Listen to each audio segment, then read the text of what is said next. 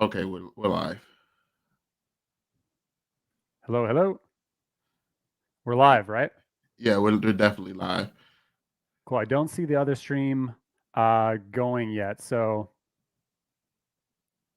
I do see people in the other stream. So want me to send this one?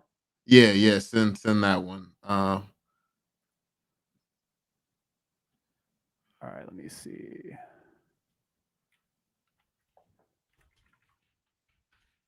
Oh yeah. If I can get everyone over here. Ah, there it is.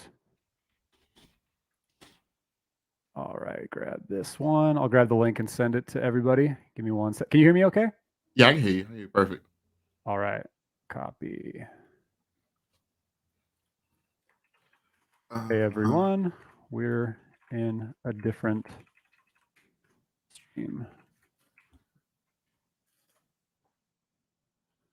All right, boom. Hopefully everyone will get that one and go from there. yeah. Yeah, yo. Okay, so yeah, my bad, everybody. I'm kind of new to this, so yeah, but we can jump into it. We're here with the homie Taps. We're here to talk about some very exciting stuff today, yo. So um, My name is Taps Ketchum today, actually. I don't know if you saw his last video, but it was amazing. I know a lot of people that I've talked to are very, very much more bullish after that video. So yeah, make sure you all check that out because yeah, you don't want to miss that one. I appreciate it, man. And this is our first time. I think we've streamed in like a group setting, but I'm stoked to be on your channel, man. Happy Halloween, and congrats on the 10K and continuing crushing all the videos. Oh, thank you so much, man. Yeah, it's our first like one on one, and I'm definitely appreciate you being here, man. I always watch your videos. I love your insights and the insights that you bring to the community. So Appreciate it, man. Same. but yeah, we're here to talk about a pretty big topic, like the topic of metaverses, because that's going on right now. So, um, I guess we'll just jump in. I'm still trying to set up the stream, so give me 1 second, please. Um, okay, Is it all live yet? Let's check yeah, real we should quick. be good. We have it looks like everyone's coming over. Awesome. Y'all have changed my life so much. Hey, we appreciate it, man. Definitely appreciate it. Oh wait, oop, that's why I can't see it. I'm in the private chat. I was like, I'm not seeing where everyone is. I'm in the wrong one. So we're expert streamers, clearly. Yeah, we needed like Randy or something, man. Yeah, but you know what it is? It's time, Cavell. It's time for us to both be great together. Yo, I'm with it. I'm ready. I'm ready. And you found some pretty compelling evidence that points to what I've been well, a lot of us have been dreaming for the longest. That Pokemon, that win Pokemon. It makes sense. And yeah.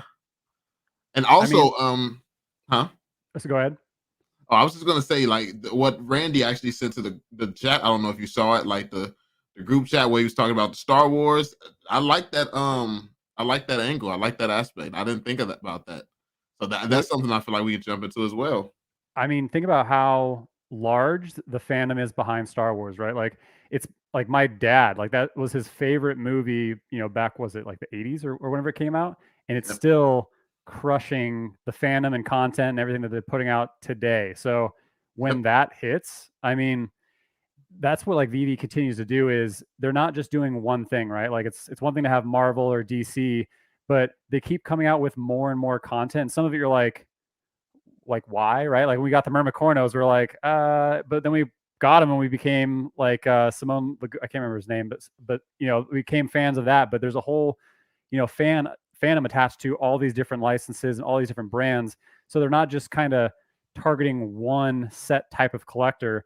They're trying to get them all, right? Yeah, Trying to catch them all. So like Star Wars is a big one, Pixar, Disney, like they want to have as many large IPs as possible because there is all types of fandom attached to it. So each like Star Wars alone, once that hits, like we announced it, but there isn't something tangible yet to show for it, right? So yeah, of course the price shot up in OMI, and of course people are excited, but until we actually see the actual collectibles, and then like the media can actually show, oh, VeVe came out with a Darth Maul or a Boba Fett or a Mandalorian NFT, like that's when more and more news comes and we're off to the races.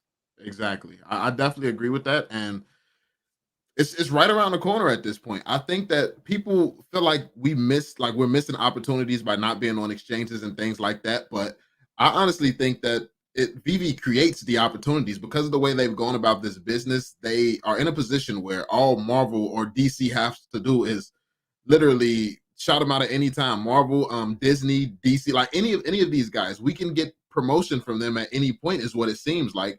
So we kind of create the vibe and the energy in the NFT space. All it takes is for us to be in a position, which I think we were just waiting on Immutable X, where we can actually handle this and sustain the type of growth that can come from promotion from Disney, because we can't handle them too much promotion right now. It doesn't feel like it is barely handling what we have right now. So we're getting to Exactly. that point. We're definitely getting to that point. Yeah, it's kind of funny. Like a lot of people, to what you just said, on like people say that we may have missed opportunities, right? Which, I mean, there's always opportunity, right? And especially like right now we're in the bull run, but people speak about it as if they are already successful CEOs and creators of a crypto company, of an augmented reality digital collectible company. And David, you and Dan, all of the team behind Ecomi and VeVe have been doing this with licensors and IP for decades, right? So Literally. they know what they're doing and they've been building this out well before NFTs were the cool thing to do. So, and they have advisors, like professional advisors, like, obviously Jeremy Pador and many, many others in the space. And you don't think that they're not advising them on when are the key times to be announcing some licensors, to be moving forward on what is a finalized product.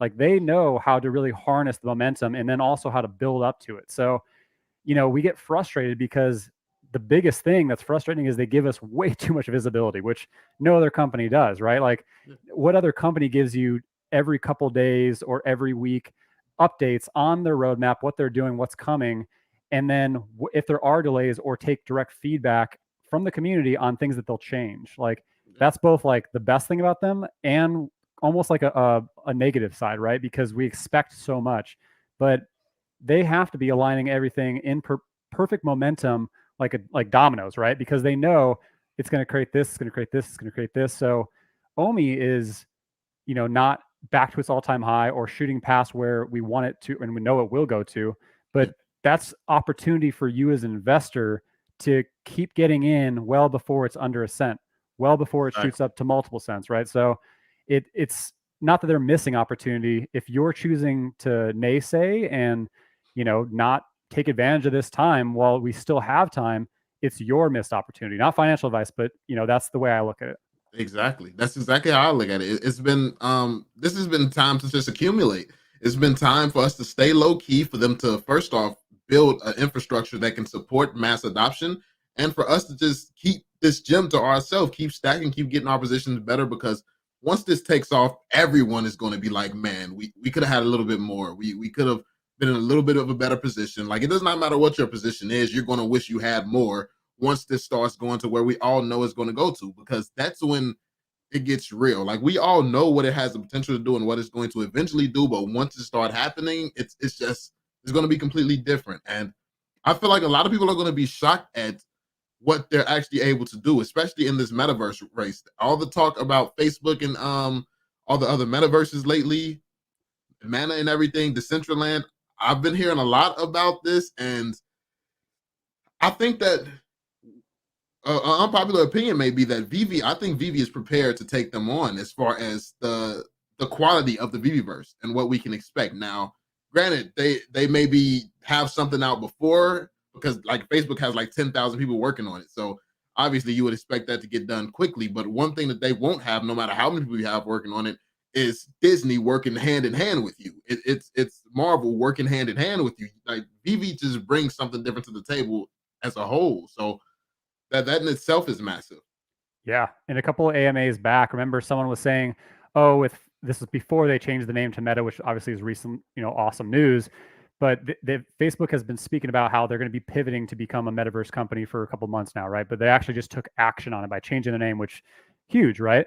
But in a couple AMAs back, I remember someone asking Dan, like, "Oh, hey, would would you ever consider working with Facebook or, other metaverse companies? And then he said, well, we would consider having them work with us. And like when he said that, like they're cocky. Well, they're not cocky, they're confident, right? Because they know what they've been building, they know what's under the surface, which we have only seen 5%, 10%, right? Like of everything that's actually, like, they had Disney for years. Essentially, they had Marvel for 18 months, and we didn't know about it well after. So that was built, or at least kind of solidified back then, and then obviously everything was rolled out. But everything that we know probably has already been in the works for, a year, 2 years, and they started the VeVeverse patent back, I think, January 2020.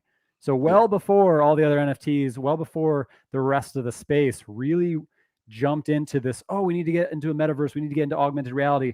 They've been doing it. They've been laying out the plans. And when you look at the showroom V2 pictures, night and day difference from what we currently have. And that's just the showrooms in the app. Wait till we actually see the metaverse, which has been built on. And, like you just said, like Facebook has tons and tons of developers. Well, VeVe doesn't have, a massive team. That doesn't mean that they can't outsource. They've already become wildly profitable, right? And like I just shared in the recent video, we haven't seen marketing, but a lot of the reason why is because maybe a lot of those dollars are going to potential other ways to market, like on maybe Disney Plus or Hulu, or it could also be going into most of the VeVeverse, because that's going to be what's going to be absolute game changer, especially with the Facebook news.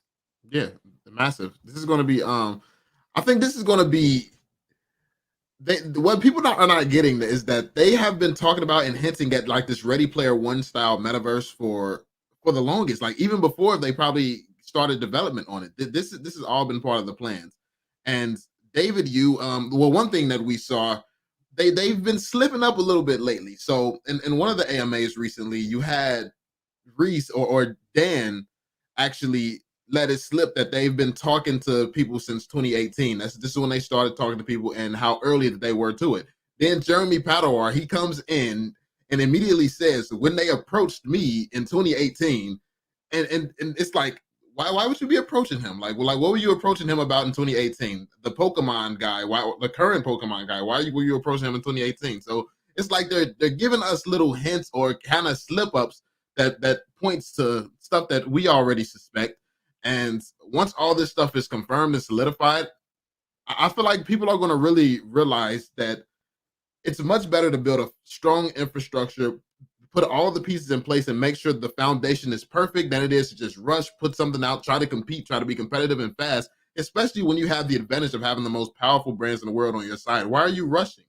You control the pace of things, because no matter how fast other companies move, they're not moving with the same IP that you have. They've done something that's not many companies has ever done historically. Like who's bringing DC and Marvel together? Who's bringing hundreds of IP like this, especially to the NFT space? This specifically what they have done has never been done before. No one has brought IP like this to the NFT space.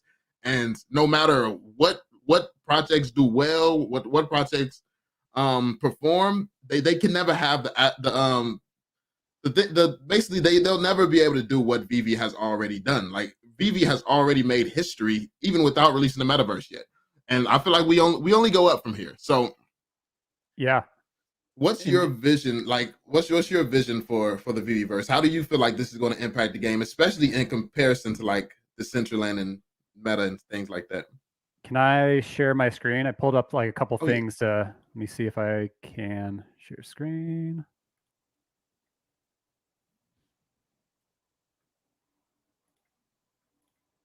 But speaking of Jeremy Padawar, I mean, when he said on the AMA, it's unheard of to have this much IP under one roof. I mean, like that's like a lot of people don't understand. Like, why did he choose to become an Ecomi advisor, right? Like so early, and think about it. Like, we don't really know what his full involvement is, right? And we already know that David Yu and Dan and Alcon and everyone else has been in the game of licensing for a long time, but they also have Jeremy as an advisor. So we're big on like, let me see if I can share my screen and just show this a little bit too. Let me move this over here. Give me 1 second. All right. That is true. Like they've convinced they've convinced a lot of people of create like 2018. They signed Disney in 2018. In 2018, when nobody believes in crypto, the NFT space, when nobody knows what an NFT is, how are you convincing these people to put their stuff on the blockchain years before anyone ever knows what it's going to be? Yep, 100%. So this is Jeremy Padower. Obviously, everyone knows Uncle Jeremy at this point. He's set on AMAs. He is the global toy maker for Pokemon. But here's the big thing that a lot of us don't talk about, and that's that he is the global toy maker for, or at least involved with Fortnite and Roblox as well. So whenever I look at who is working with Ecomi and VeVe, I always, and I say this all the time in videos, but like I always think about their Rolodex, right? Like who do they know? Like us working with them, what extra layer of licensors or connections do we now have? And that's a lot with Jeremy Padower. So he also now has the ability to have connections with already metaverses that have been around for a long time and have already made it. And when you think of, you know, how successful Roblox was or is, sorry, not was, I think Roblox has 43.2 million daily active users. So if we wanted some form of like blueprint or roadmap of how to do it, think about those who've already done it and what's different from VeVe versus Decentraland or Sandbox or many of the other metaverses that are already kind of doing that first is, again, VeVe has that ability to bridge the gap between crypto and real world, right? So if I want to get land or to actually interact in the VeVeverse, I don't need to own OMI. I don't need to know how to set up a MetaMask wallet and all that, but I can go in the app, buy with gems, and then use that avatar in the VeVeverse, right? Like that builds community much faster versus doing it the opposite way and having to educate people on crypto. But OMI is going to benefit because of that, right? Because there's OMI to NFT, there's tons of utility coming in, and as more people buy those NFTs from VeVe, more OMI is going to be burnt. So you asked about Decentraland. Decentraland, I mean, the price shot up, right? Like it's now, I think it's around like 50, let's see, it's 250% in the past 14 days. And I still hold some mana myself, and I think it's pretty high up. So I'm not like adding, I'm just sitting on it because I don't have any property in Decentraland. Like you had to get in pretty early in order for that. But I know that holding the token, and I'm not selling it, even though it's at this high, is just holding it. It'll go up in value as more and more of Decentraland is used. Like they've had, you know, virtual concerts. I think Paris Hilton did something, and they've had a bunch of things that are going really well. But the total user base of Decentraland is actually lower than VeVe. And we've covered that in the past, but it's so the user base on VeVe is bigger than Decentraland, which is one of the most, if not the most known metaverse crypto in crypto, at least right now, right? And if you were to invest in Decentraland back then, I forgot, like you could get like plots of land for like a couple $100, thousands. And I just saw that, I think it was in June, most expensive virtual plot of land ever sells for $900,000 on Decentraland. That's one plot. Wow. Right? So like, that's why I'm so bullish on everything that we do today is gearing up to the VeVeverse, right? Like that's why I went gung-ho and completing sets. And I'm not anywhere near like a whale or like what I think would be a whale, but I'm trying to solidify my place in that first tier or even that second tier of people who can be able to get into land, because that Genesis land sale, of course, we'll have more land sales like as they open up more and more worlds, but that first Genesis land sale and where you can place is going to be what's going to be, you know, a one and done. Don't sell it, just sit on it and watch it grow, because that's what happened with Mana. That's what happened with Sandbox. And that's what continues to happen with these metaverse companies. Yeah. And do you think that how many like plots of land are there on Mana? Like if one is going for $1 million, how many do you think that we'll see similar results within the VeVeverse? I mean, there's a lot, and there's different, I believe, like not worlds quite yet. It's different, like they tack on different things to it. Like I don't really interact with the Decentraland side. I just look at the actual like numbers of users and kind of like some of like how the price has shot up. But it's really hard to say, right? Because by the time the VeVeverse comes out, like they're targeting, you know, end of Q1. It'll probably end up being probably Q2 of 2022.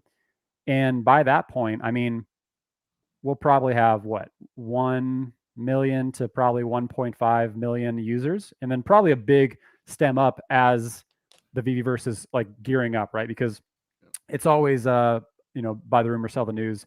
But in this sense, don't sell the news.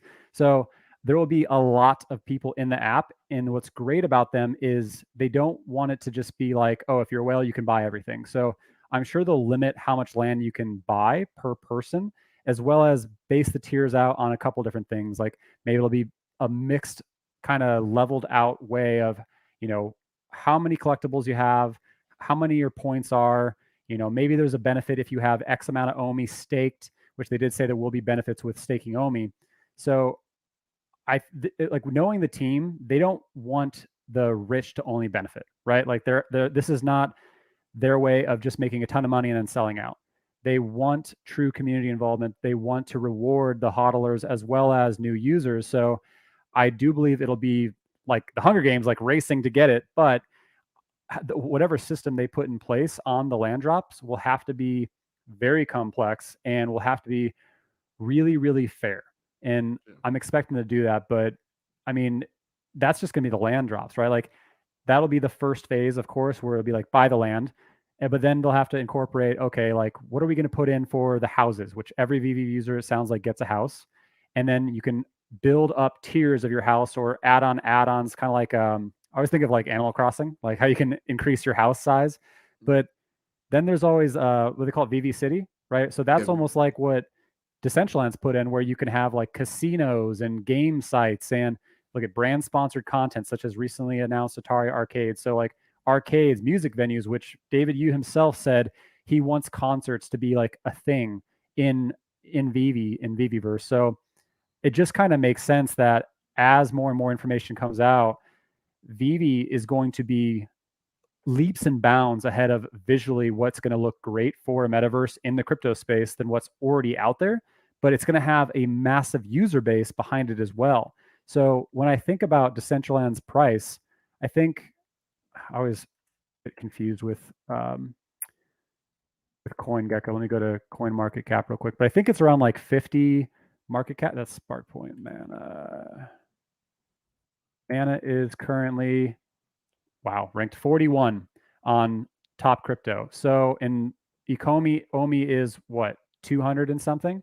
So Decentraland kind of built backwards, and they have obviously their own metaverse product, which has been well known, and they've been able to sell just that. And it's also able to buy freaking everywhere, right? Like it's on tons of exchanges, it's tons of pairings. So as more and more comes to what the VeVeverse is going to become, with a bigger user base than Mana, with eventually more exchanges, more ease of access to it, just think about where it can go in market cap. If it just went up to Decentraland's market cap right now, that would be a 5x. And that's just on the metaverse side. So, I mean, we're so freaking early. And then one thing I also wanted to share real quick was looking at just how big the space is, because digital collectible space, or the collecting space, has its own, how big the space can go, and it's all going digital. Like that's the way that many companies are going.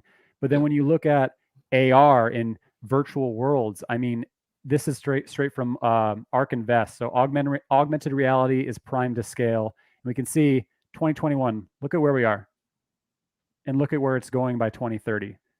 That's insane. Like this number, I mean, it's a graph, right? But this number right here compared to whatever this number is, I guess it's right here on the side, revenue. So 50 billion, or I guess 35 billion or so by 2025, compared to right now, what, 2 billion? So its ability to scale not only in AR, but also in virtual world, once more and more augmented reality headsets and all that comes out, wearables comes out, its ability to scale is going to go with that industry, right? So you can see the compound annual growth rate is just going to absolutely be moonbound as AR smartphone, which we already have with VeVe, and then VR opportunity and AR glasses just absolutely blows the space up. Yo, that's ridiculous. I've never actually took a look at those numbers, man. Those numbers are insane. So Yeah. we're going to be expecting some, I guess, some massive things in the space, and it's like VeVe is actually checking a lot of these boxes that's set to explode in the next couple of years here. So we have the augmented reality, we have the metaverse, we have the digital collectibles, and Like, I heard a lot of places in China are actually changing their terminology when it comes down to the NFTs to digital collectibles because of some laws or regulations or something out that's going on out there. Did you hear about that? Yeah, yeah. And I guess what are your thoughts on it?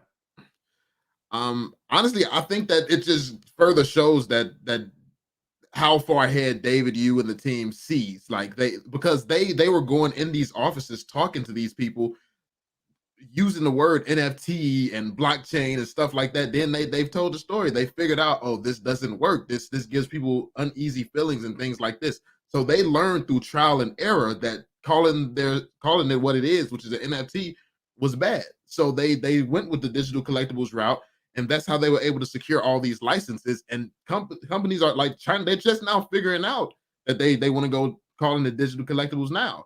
So it just shows another instance of VeVe and this team being ahead. They've been years ahead from the beginning, and I can't wait to see how much farther ahead they boost. Like because we only know the stuff they've allowed us to know. We don't even know what else has been in their head for the last 3-4 years. We don't know this stuff. We know only what they want us to know. So imagine all the thoughts and stuff that they have and the plans that they have that we have no idea is even coming yet. I It's mean, just it make like it literally keeps me up at night. Like when like they do an AMA or something like that. When they announced the Disney partnership, I was pacing around my house, like literally just I couldn't shut my brain off. I was so excited, and I was like, wait, this means this, and then that means this, and like, yeah, the space is so nascent, and they have such a huge corner on the market. It's absolutely insane because that's one thing I share with everyone is I hold other crypto and I hold augmented reality stock and I'm very familiar with the space. I've had clients in augmented reality and in blockchain. And so understanding just how they're executing, even though your OMI token may not be skyrocketing yet, how they're executing as a company, which like OMI wouldn't be even near what it is if it wasn't for VeVe, right? Like that's what shot it up to new highs when they created it a year ago. So for OMI to succeed, VeVe needs to really, really succeed, and it's already in succession, right? yeah, So as more and more comes out in the wider space, it's only going to help VeVe. Like Decentraland getting all this hype right now is good long term for Ecomi and VeVe. And then same thing with Facebook and Metaverse. That is going to bring a lot more awareness to it. Like I think someone said like, oh, it's a good time to invest in, I think wearables stock. And yeah, like I already had Facebook stock, but the second I heard them say that they were pivoting to Metaverse, I doubled up my stock. I invested in a Metaverse ETF, which I think actually just pumped pretty well because because I think the ticker symbol is Meta, so people thought it was Facebook's new ticker. I have different stock in wearables as well, and it's because you don't want to invest once it's all here. You want to invest in it when it's not to fruition, but it's going to be, right? So if everything under the sun is telling you this space of augmented reality, virtual worlds, metaverse is going to be 50x in 3 years, it's 3 years. Like don't play with money that you can't lose, but if it's money that is going to be sitting in your bank account or investments, let it sit and then hit that point and then retire, right? Like exactly. everything you can do right now is built for those catalysts. And so many people don't realize the unique position that we're in. Like they say things like we're VeVe as we know it is like a gift shop, and that's what they're planning for it to be, a gift shop compared to the big picture. And people see it as, oh, we want MTL, we want this now, we want, instead of looking at it like, okay, I know all of these things that they say are coming and they have kept to their word so far. Instead of taking advantage of the fact that I know this stuff is coming early and putting more in, not financial advice, by the way, putting more money in, establishing a bigger position for when these things come, a lot of people get upset about it. You have people upset, footing, and getting mad instead of, it's like people who are still not in profit right now. Like, how have you been in this project so long and you're not in profit right now? Like you weren't dollar cost averaging down. You weren't really, you were just panicking the whole time and not making smart investment decisions. This is why it's important to keep a healthy mindset. You have to keep a healthy mindset, not panic, and really take your finances very seriously. So Yep.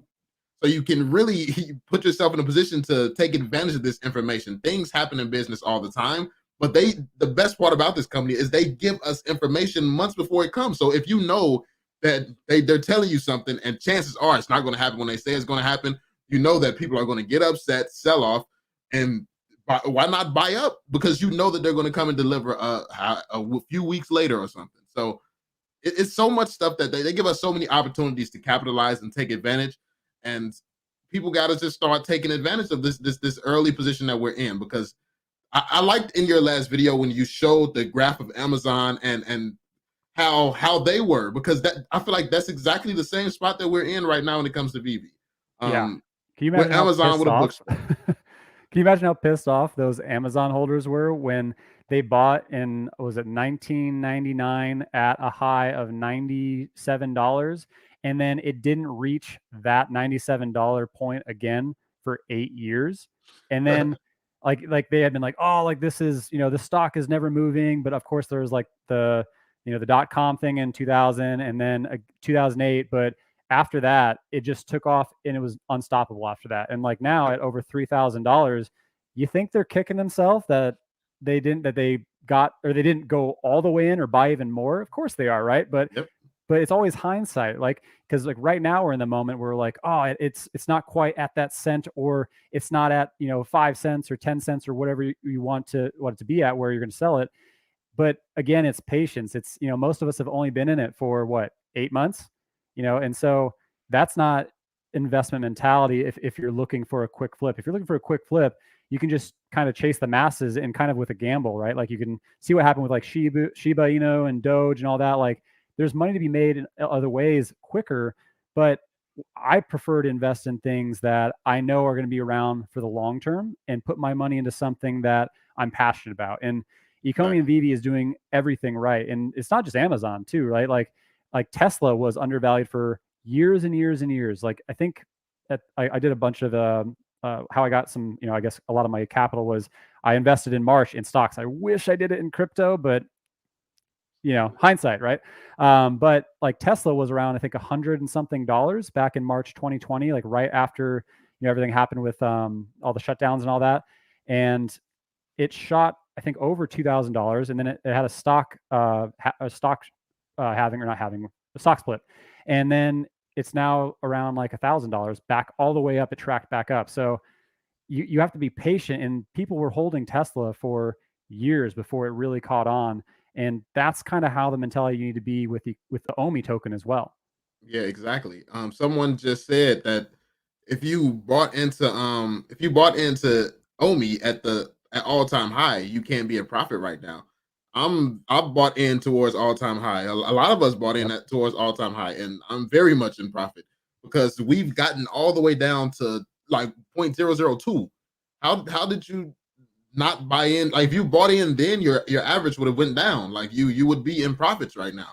And that's all that you have to do. If you bought in at a bad buy point, you just keep buying in on the way down, all the way to the point where you eventually go up in profit. Like because your average will be a lot lower than it is. But for example, you look at Andre Jick. He didn't dollar cost average down, and you see he's still not in profit. So he's not there yet. He's not back at all time high. So dollar cost, like just look up dollar cost averaging. I'm not Taps could probably explain that a hell of a lot better than me. He trades and stuff regularly. So yeah, I mean it's just and this is like I'm newer. I got in around the Dogecoin time when it comes down to the crypto space. So a lot of the stuff that I've learned and picked up, I've learned through watching people like Taps. I've learned through watching other creators way smarter than myself. And this information is available. But the thing is, you're not looking for the information to help you improve as an investor. If you're panicking, if you're worried, if you're if you're tweeting every single day at David you about how you're a terrible person for not getting these features out quick enough,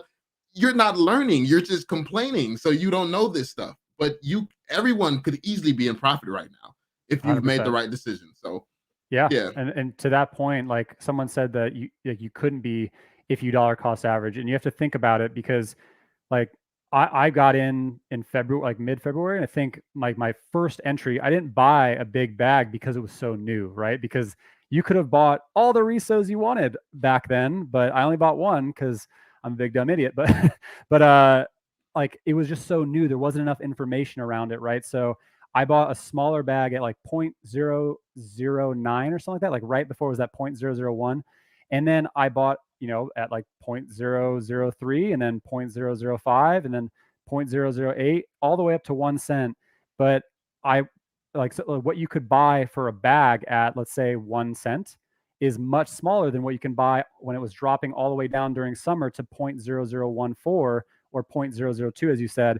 So the amount of OMI that you're getting at that cheaper amount is much higher, right? So yes, Andre Dick bought, I think 16 million OMI at like 1 cent, but you can buy 16 million OMI at 0.002 for a lot less. So I bought all the way up, and then once it dropped down to that 0.002, I went a lot heavier in.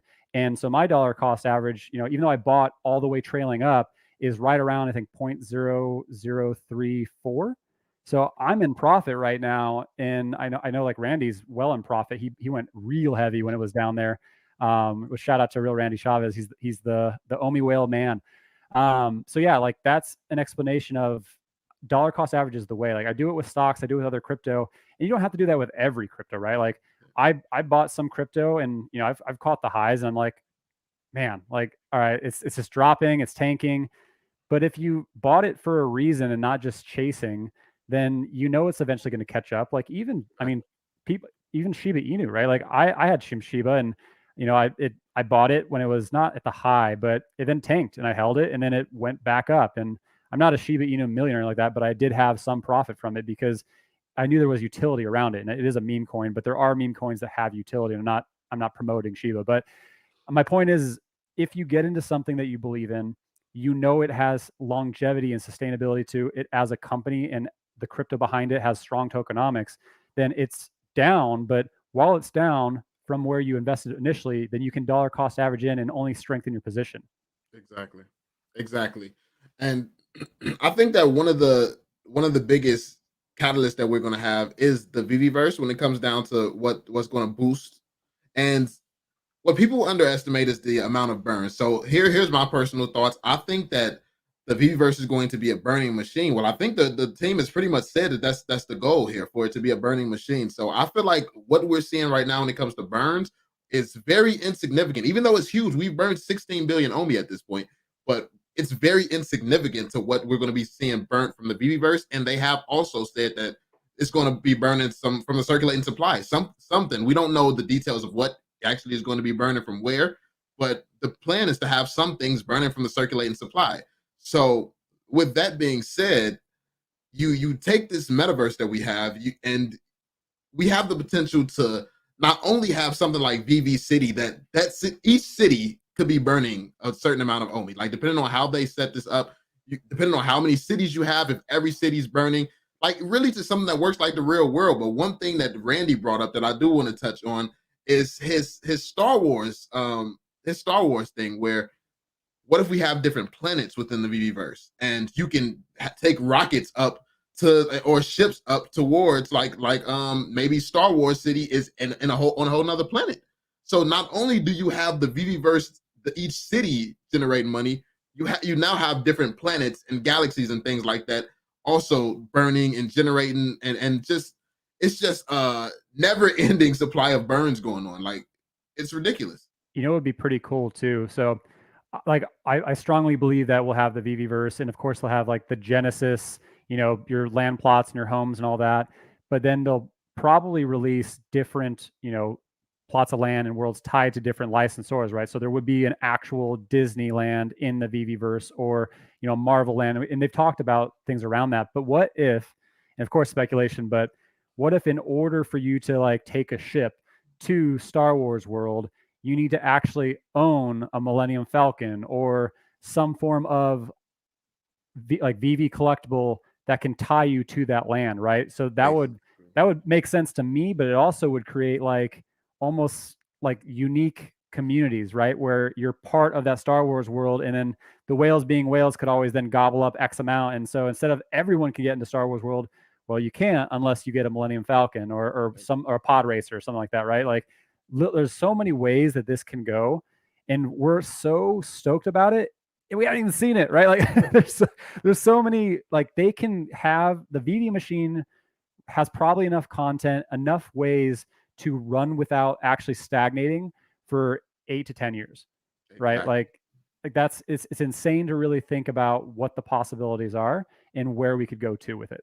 Exactly. And with your idea, like the first thing that came to my mind is the ship that we already have that's completely underrated right now, Star Trek. Yep. Star Trek. Like with the Star Trek, the USS Enterprise, if we hop on that ship and we go to Star Trek land, it would be insane. It would be insane to do that, and it brings more utility to the NFTs, which obviously is going to make them more coveted. And you could have whales buying them up and being like the gatekeepers of these different planets and stuff. And then you got to think about how that can expand the community even more. Because let's say there are gatekeepers, people buy everything up, and this stuff is not selling because it's so valuable because you can go to another planet with it. The only way people can see stuff like this is going to be through people who are already there, which means stuff like YouTube videos, which means this could create whole channels of trackies, maybe who's on this, who spends all their time in the VeVeverse on a planet that nobody else can get to. And this is just a whole nother form of advertisement because these YouTubers are going to blow up in that on that. Then maybe the Star Wars area, and then let's say something like Little Mermaid or something where they have underwater cities or something. Now that's obviously insane speculation, but if they have Little Mermaid and we have underwater cities and stuff like that, the possibilities are endless. We can have so many different routes and directions they can take, and so many different ways that they can burn and add utility to their NFTs. And yeah, a lot of people just don't factor in all the things that could come in the future. And it's going to get to a point where they've checked every single box. So even if some of people's ideas aren't a part of the initial plans, it's going to get to a point where they don't really have anything to create. So they're just going to be taking ideas and just adding stuff in at some point. So yeah. Yeah. I mean, I'm sure they're getting tons of ideas from the licensors, from all the advisors, like from us, obviously. But it's like that's the thing, right? Is like I'm always trying to be careful, like how often I say we're so early, because I don't want it to sound like I'm trying to make a reason for validating, the content I'm talking about like that. But Yeah. when you look at the space as a whole, that is metaverse, crypto, and it like just throw out NFTs. Like crypto is still it's not a fully emerged technology in the greater world of technology yet. So in that umbrella of crypto is NFTs, and metaverse is not tied completely to crypto, but it's becoming its own thing in crypto, with crypto or the gaming world. That'll be its own metaverse thing with like Illuvium and plenty of other crypto. But there's just the fact that you can build vaults and have your own digital worlds will be absolutely monstrous. So like we're all clamoring for, how much media can, VeVe get into, and how much can, we really talk about OMI. Well, it's hard to really talk about them in tandem because right now they somewhat, are separated. But once we get that OMI to NFT, once we get more and more utility officially announced and revealed, that's going to be what really bridges it. And that's, like me, Kyle Wilson, like plenty of other people have been doing content, since March, and we've been around for a long time. But that's when, like you said, there will be whole new channels or people who even pivot, right? Like you could have like Meet Kevin, who, he'll always do his own stocks on news and all that. But like you saw Andre Jick showing the app to these people who have millions of millions of subscribers on them. And what happens if one of them gets in? That's how the chain reaction starts, right? But bigger YouTubers and content creator fish will get into the space. And once they actually have not just the collectibles to show, but able to actually show, like I'm running around in the VeVeverse as, Cora, which is the dopest Mermicorno, right? And I'm wearing a golden cape and I'm hopping in my DeLorean and going back to the future and going to Jurassic Park World. Like that's when it gets really exciting, because you can visually show what we've been talking about and what has been built up for a long time. Because like I always think about like new users coming in. When you think about new users, and I've heard this from like my friends when they're like, oh, like I like your content, but you talk very much geared towards people who are already in and have been around for months. I was like, you're right. Like all of us kind of do content like everyone's already in the know, but more and more in hopping in. So as more and more hop in, more and more larger content creators will hop more into, and it gets more exciting. And then you see more and more visual explanation about why this is going to become an absolute monster. And we're, like I said, we're still early as investors, content creators, collectors, and yeah, man, I'm so freaking pumped. I've never actually thought about it from that perspective. A lot of our content is geared towards people who already know, um, and it is exciting to think about how many new creators is going to come from this. I was talking. I used to talk about early on, like some months ago, how I saw the role playing. Like this would be the a great setting for role playing because role play videos on YouTube gets millions and millions of views, and you have people in Fortnite pretending to be Spider-Man and Superman and stuff like this, making these role playing videos with these horrible assets. But I mean, well, horrible for that. Like, and people love watching it. Now, imagine if these guys creating this type of content could come over to VeVe and have a whole community focused on well, where they can actually use the real assets that's movie quality and start doing what they do using this. So you have whole movie style content in the VeVeverse. Like you have these exclusive places in the VeVeverse, like different planets that you can't get to without having owning the NFT and things like that. Or that also creates an opportunity for renting because if Mhm. you don't have a starship, you rent one. You go spend an hour or so on that planet. You love it so much, you maybe rent again, or you decide, okay, I love that experience. I want to buy one so I can be there whenever I want. It's just it's an entire ecosystem is going to be built, and we are at the early stages. Like we're talking about stuff that's going to more than likely be coming down the line, and we're so early. It's barely begun. It's barely begun. So I feel like we're in an amazing position right now. We're especially if you truly believe and see why what this team is doing is amazing.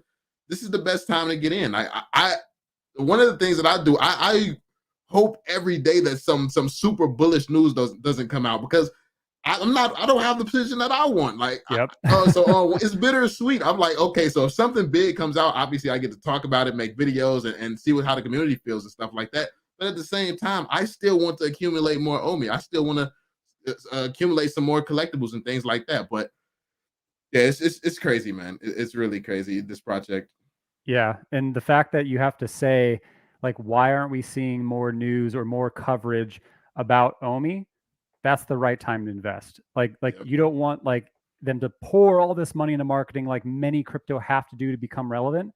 The fact that they are this successful and at this stage with very little marketing, like we're their marketing, right? Like us as a Yeah. community, all of us talking about it, sharing it, like bringing people into the fam. Like, did you drink the VeVe Kool-Aid yet today? Like, like that's what they've been able to achieve just through those sides. And like now that they're tying to the bigger IPs who even have their own streaming services, I mean, the possibilities for it are truly, unheard of. And then one thing that you said, like tying into the game side, like everyone really wants, VeVe to go into gaming and all that. And I get it because play to earns have shot up. Like crypto gaming in general is just exciting. And I'm really stoked to play some of the crypto games, but they don't need to build that out necessarily themselves. Like we obviously have Trevor, who he came from Unity or he's experienced with Unity and like has tons of ties to, plenty in the space, but then also they could always outsource or form partnerships now that they're going onto Ethereum. I think of Engine. Engine is one of the very first NFT cryptos to hit. They've been doing it, I think, since 2016. I own Engine, love it. What's going to happen with JumpNet and Efinity at the end of this year is going to blow a lot of people's minds. But what they did is they announced a partnership with Minecraft some months back ago, and that's where you're going to be able to actually have like your Minecraft or Engine NFTs in Minecraft. Now, Engine didn't build that in Engine on theirs, right? They actually made that partnership to make that happen. Now that Engine's built on Ethereum. Now that they're going to be on Immutable X, an Ethereum-based solution, what's going to stop them from being able to partner with plenty of other projects that want to also grow their name, right? So Roblox could partner with them, like Minecraft, like not just crypto, but obviously like other metaverses too. But everyone's looking for advertising and everyone's looking for partnerships because they both grow, right? So really, we've only just begun to see what kinds of partnerships we can see from licensors and possibly gaming in the future, but also other crypto projects potentially as well. And on the topic of advertisements, um, the huge advantage that VeVe has over everybody is insane because a lot of these companies are going to want to be within VeVe or partner with VeVe because it's just some speculation here. We're talking about whales buying some of this land. What if businesses, like some businesses, want to come in and buy land, like because something has to be next to VV City, something has to be next to Marvel City, Disney, like something has to be next to these giant names that's going to be within the VV verse. And what are they going to be willing to pay to be able to put up a advertisement that's huge right next to Jurassic Park or right next to Disney? Like what would they pay a corporation pay to advertise right there? So Or even you, right? Like even if there's advertising like you're able to buy or they have like slots or something like that, and you're able to get, maybe like a billboard or at least something on the way into the most trafficked area, right? Like VV yep, City entrance or maybe on the way to Marvel World, and you're able to then have that advertisement for, let's say, a day or two. But what could that do to your brand, to your company? You as a content creator, even like, right? Like it massive. draws all the eyes as it continues to grow. Exactly. That and it's going to be huge all the way around because, like, let's say I do have a Star Wars channel or something like that. You jump on a starship, and on your way there, you see like my YouTube channel because I make only Star Wars content. That's great promotion for like anybody. Like, and it all these brands, it causes different channels all linking back to the same place. So, like, let's take for example the Pride posters, and that whole little collection. That's a massive community that comes with that. What that represents is huge. So just having that community, that could be its own thing. That could be serious. They could have like charitable events and all types of stuff through the VV verse done around these pieces. Have like museums, like a whole fancy setting away from the dinosaurs, Jurassic Park, and starships. Like it can literally have.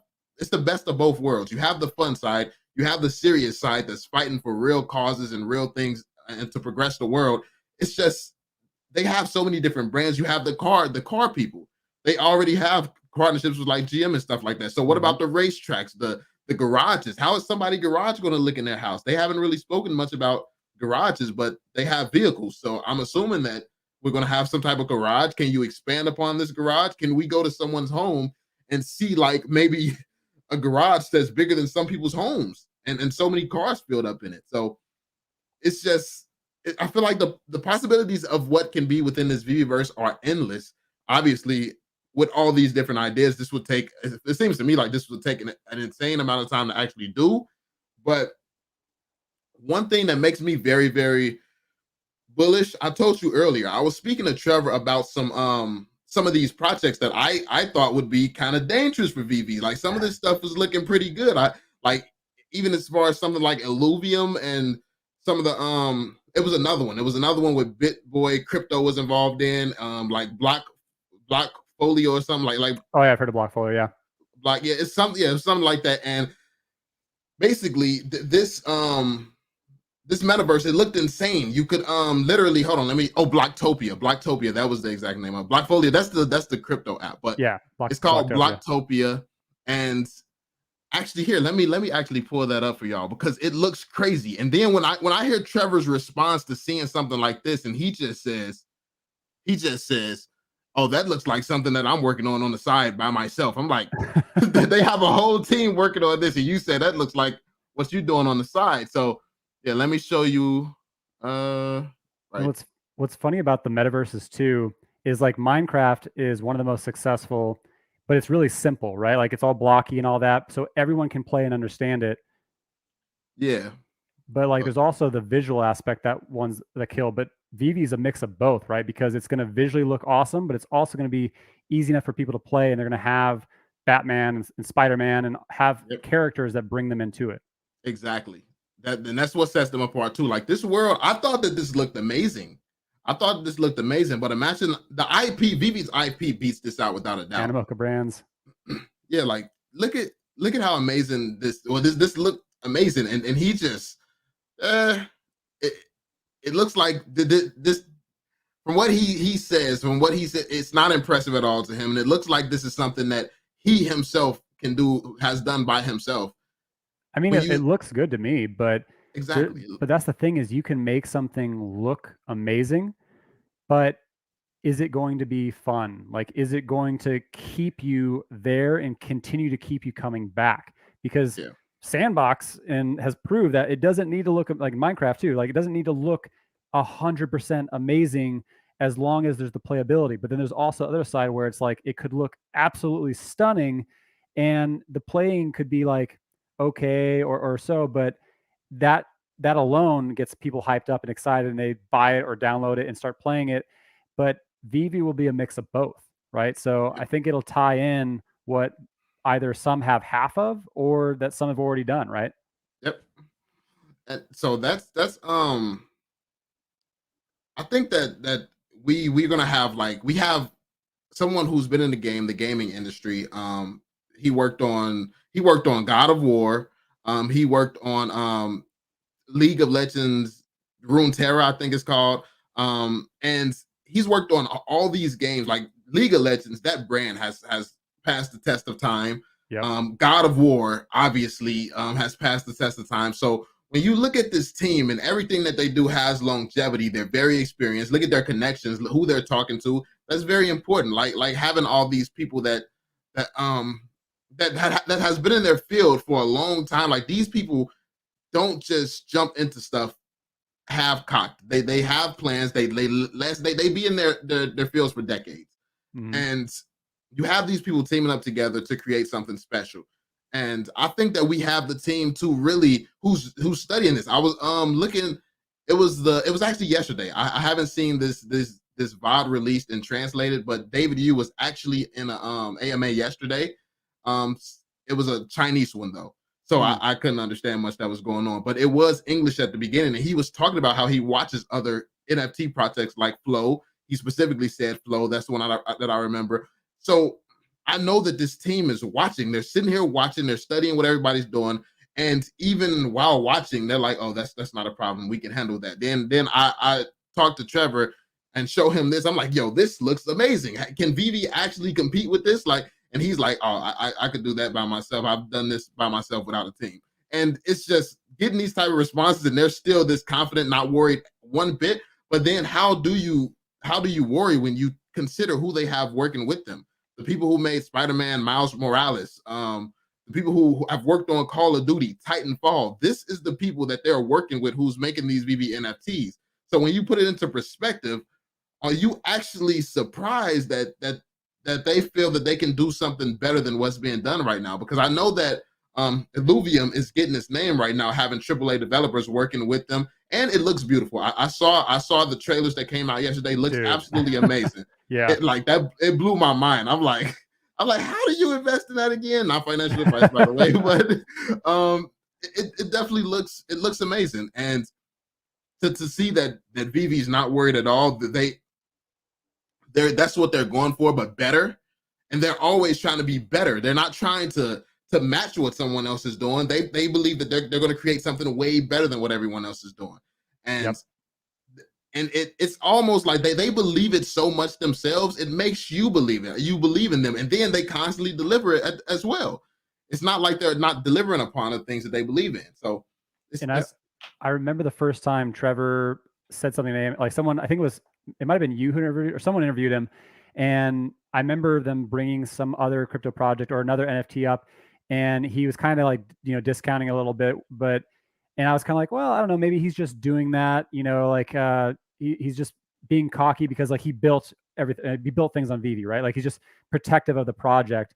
But we've asked more and more, and like they're not so much protective, they're just confident. Like I've asked things, of David Yu and Dan on AMAs, and they've straight up just been like, well, this happened and we didn't expect it, and this went wrong, or this is why we're not here yet. And so they've been transparent, right? Like they've actually been upfront about, oh yeah, the reason why we're still in or just about to complete phase 2 of Immutable is because we had a big issue with, what was it, deployment or whatever happened, but they didn't have to tell us that. They could have said, "Oh, it's still in works, it's going right." Like, but it's because they've been so upfront on everything. When they actually say like, "This is not even close to what we're doing," or "We're still a notch above this," I believe them, right? Like, Yeah, and they're not going to put something out that is going to be lower than expectations, because I exactly. think we've only had one thing of like that ever really happen, and it wasn't on them. It was what happened with Comic Con, right? And like I think that kind of just blindsided them. And at the end of the day, like they rolled with it, and they had enough integrity to not throw it on, the company who ended up kind of dropping the ball on it. And so anything that they're really confident on and are taking a while to put out, it's going to be incredible. Exactly. And we can I feel like we can definitely trust them. Like they have proven that they can be trusted. If their resume and things that they accomplished wasn't enough, David, you've been working with Pokemon since he was 17. Yep. It's like you look at their history and it's just it's all unbelievable what all of these guys have accomplished. Like literally, Alfred Kahn is a Hall of Fame licenser in charge of or responsible or who helped with some of the biggest brands in the world, like the most profitable brands in the world, Hello Kitty, Mario, Pokemon. It's just when you think about everything he's had his hands in, he's involved in this project.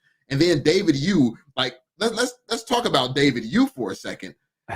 Alfred Kahn, how did a 17-year-old first off get Alfred Kahn's attention?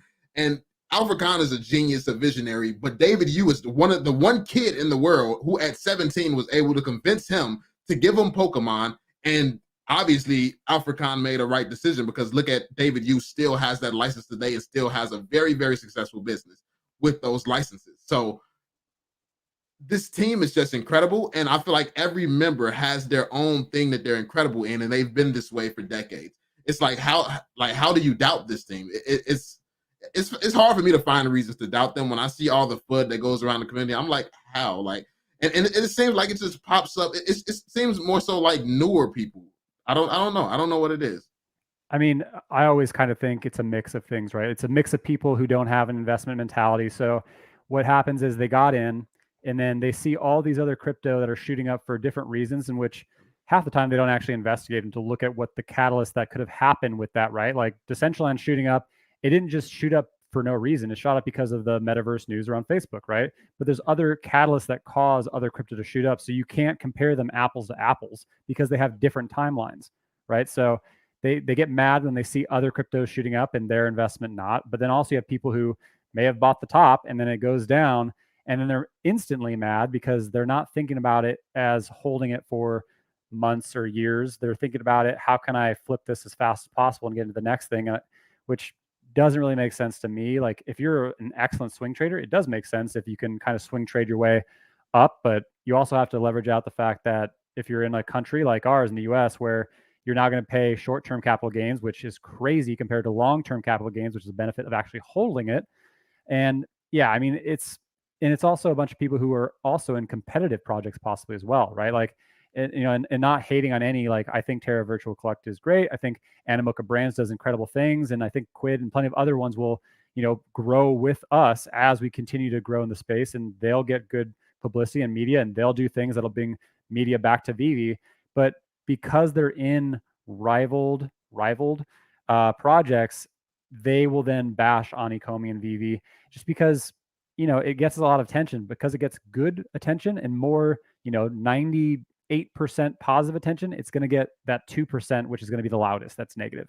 Yeah, and you want to know what's crazy? I actually found someone who, after seeing Quid, they uninvested. They took their investment out of Ecomi and put it into Quid. Oh. It's like the running joke, the running joke like that. That sounds like the start of a bad joke. You take your investment out of Ecomi, the successful business that sells out every single drop, and you go to the company who, granted, you have the licenses. Congratulations on that, but the company is so bad that you have a lot of the powerful licenses in the world. You got shouted out from Mr. Beast, the biggest YouTuber in the world, for an entire year, and you still managed to be irrelevant. And that's the project that you find logic to go to, as opposed to being in Ecomi. So it's just weird. It's really weird trying to understand some people's mindsets. I guess you just never can. You never can understand everybody. It's just people look at things in different ways, and some of this stuff is just unbelievable to me.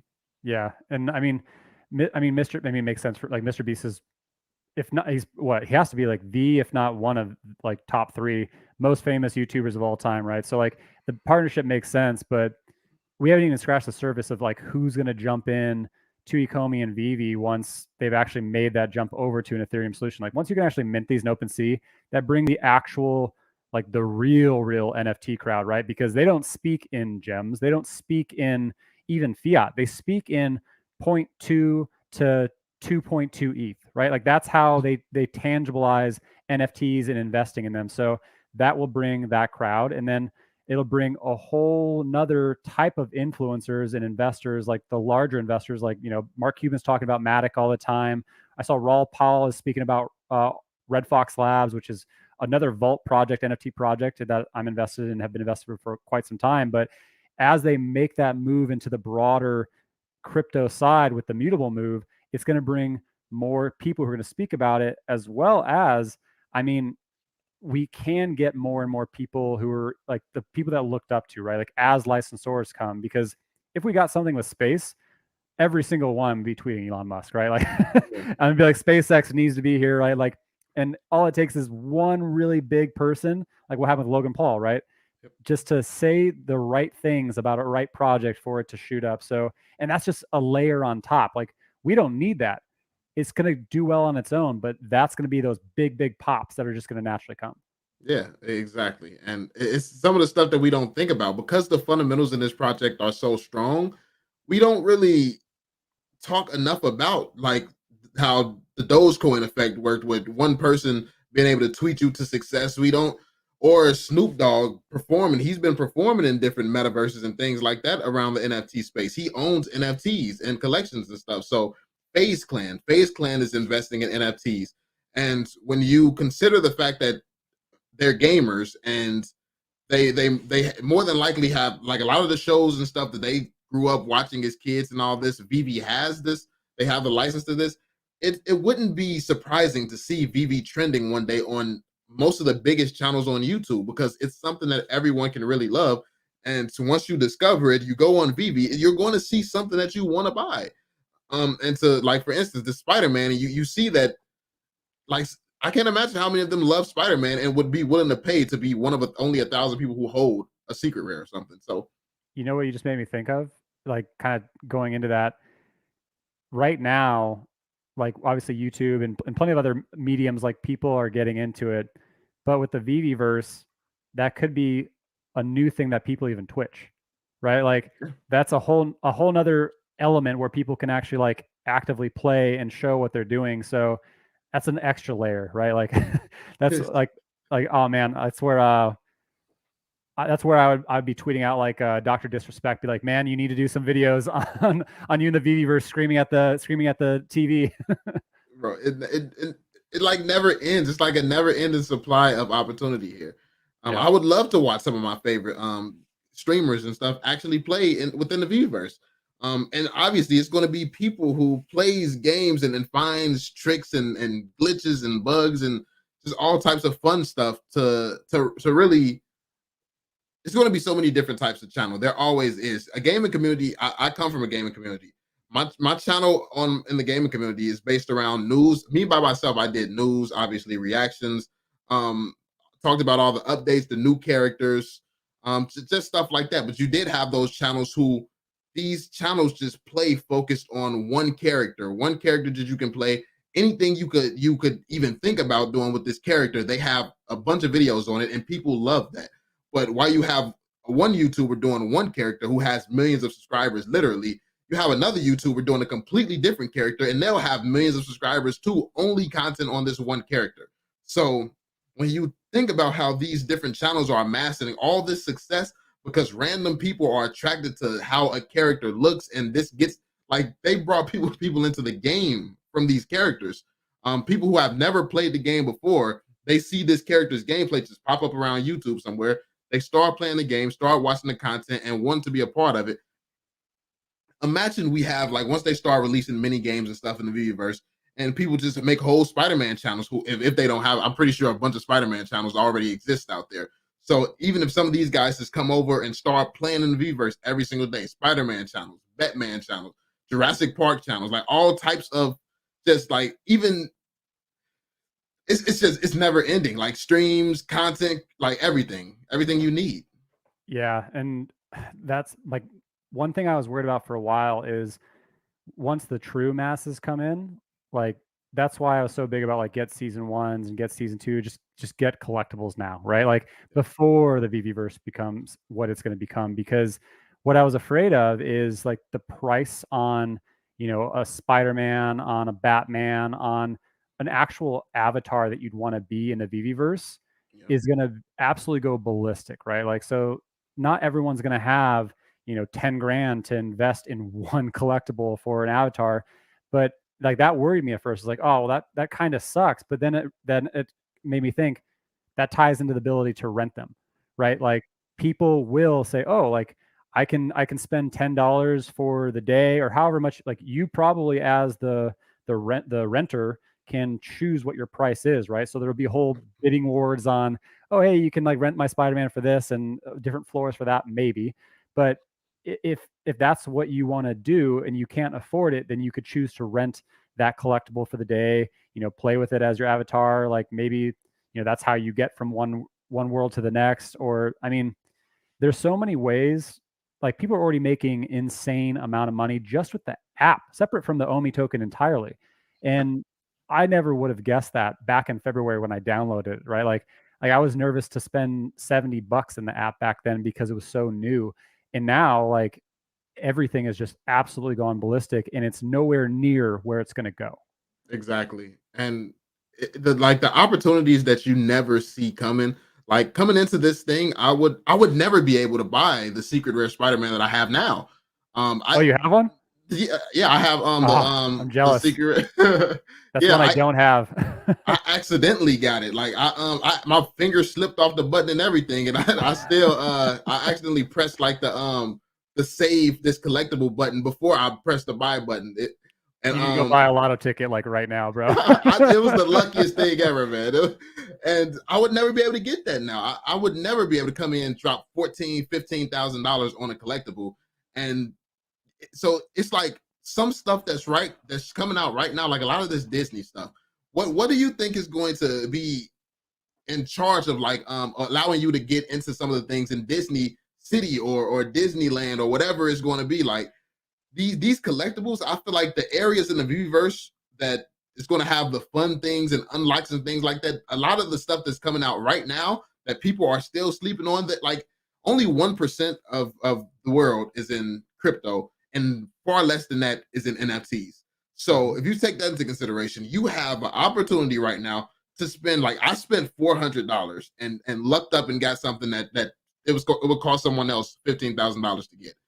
And this is what's going on right now. If you look in the store, I'm not trying to raise any prices or anything like that, but the Spider-Man set that came out yesterday, a first appearance Spider-Man, you could get the whole set for $400. Like it's Mhm. and a few months from now, when that's used to get into some like, or maybe this time next year when you're using that to get into the Vverse, a scary a haunted house or something, you need that Spider-Man collectible or something a year from now. Next Halloween, and the price shoots up, you're gonna be wishing, oh, that was just $400 just a year ago. I wish I would have had that. And you don't know which collectible that's going to be that situation for. Like the book just got animated today, and people Yeah, are I saw still. that.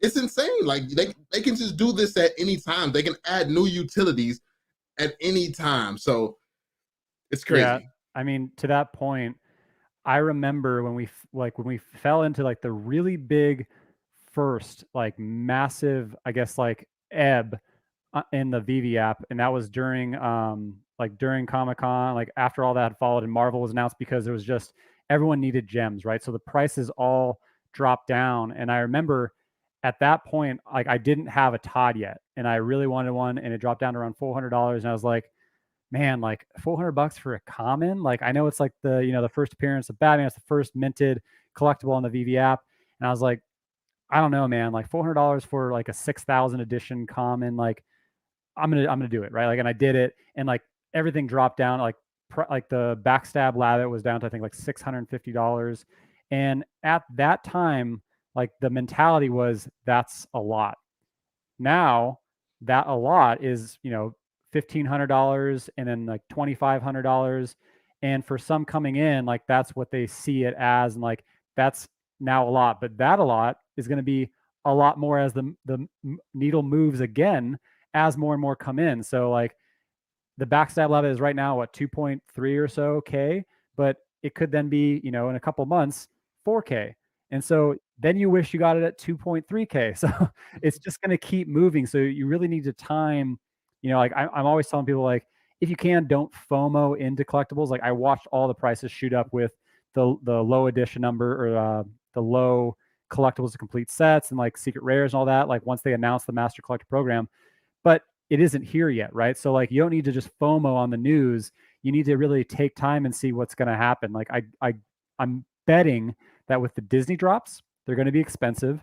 There's going to be a low amount, and then immediately after is Designer Con, and there's going to be a ton of drops then. So we're going to probably fall into another gem squeeze, and so the prices will drop. And I'm counting on that because that's when I've been kind of stacking up on the side so I can get more sets completed in that time. So it's really about taking advantage of the dips in the VeVe market, but also realize like you may never see that price again because like you said, like they turn on the Necronomicon. Like I didn't have the Chaosium set until I think about a month ago, and I completed it, and I think the Necronomicon was like $400 or whatever, and like now it's $900, maybe more now that it's animated. So Yeah, it's like 1.2.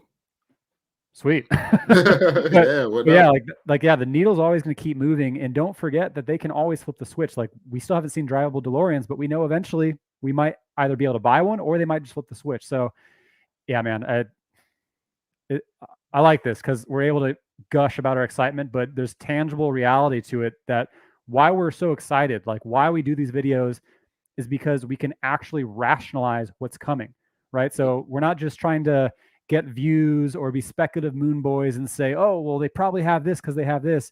It's because we've done the research and due diligence to say, okay, this makes sense based on this. Like there's no guarantee until they confirm it.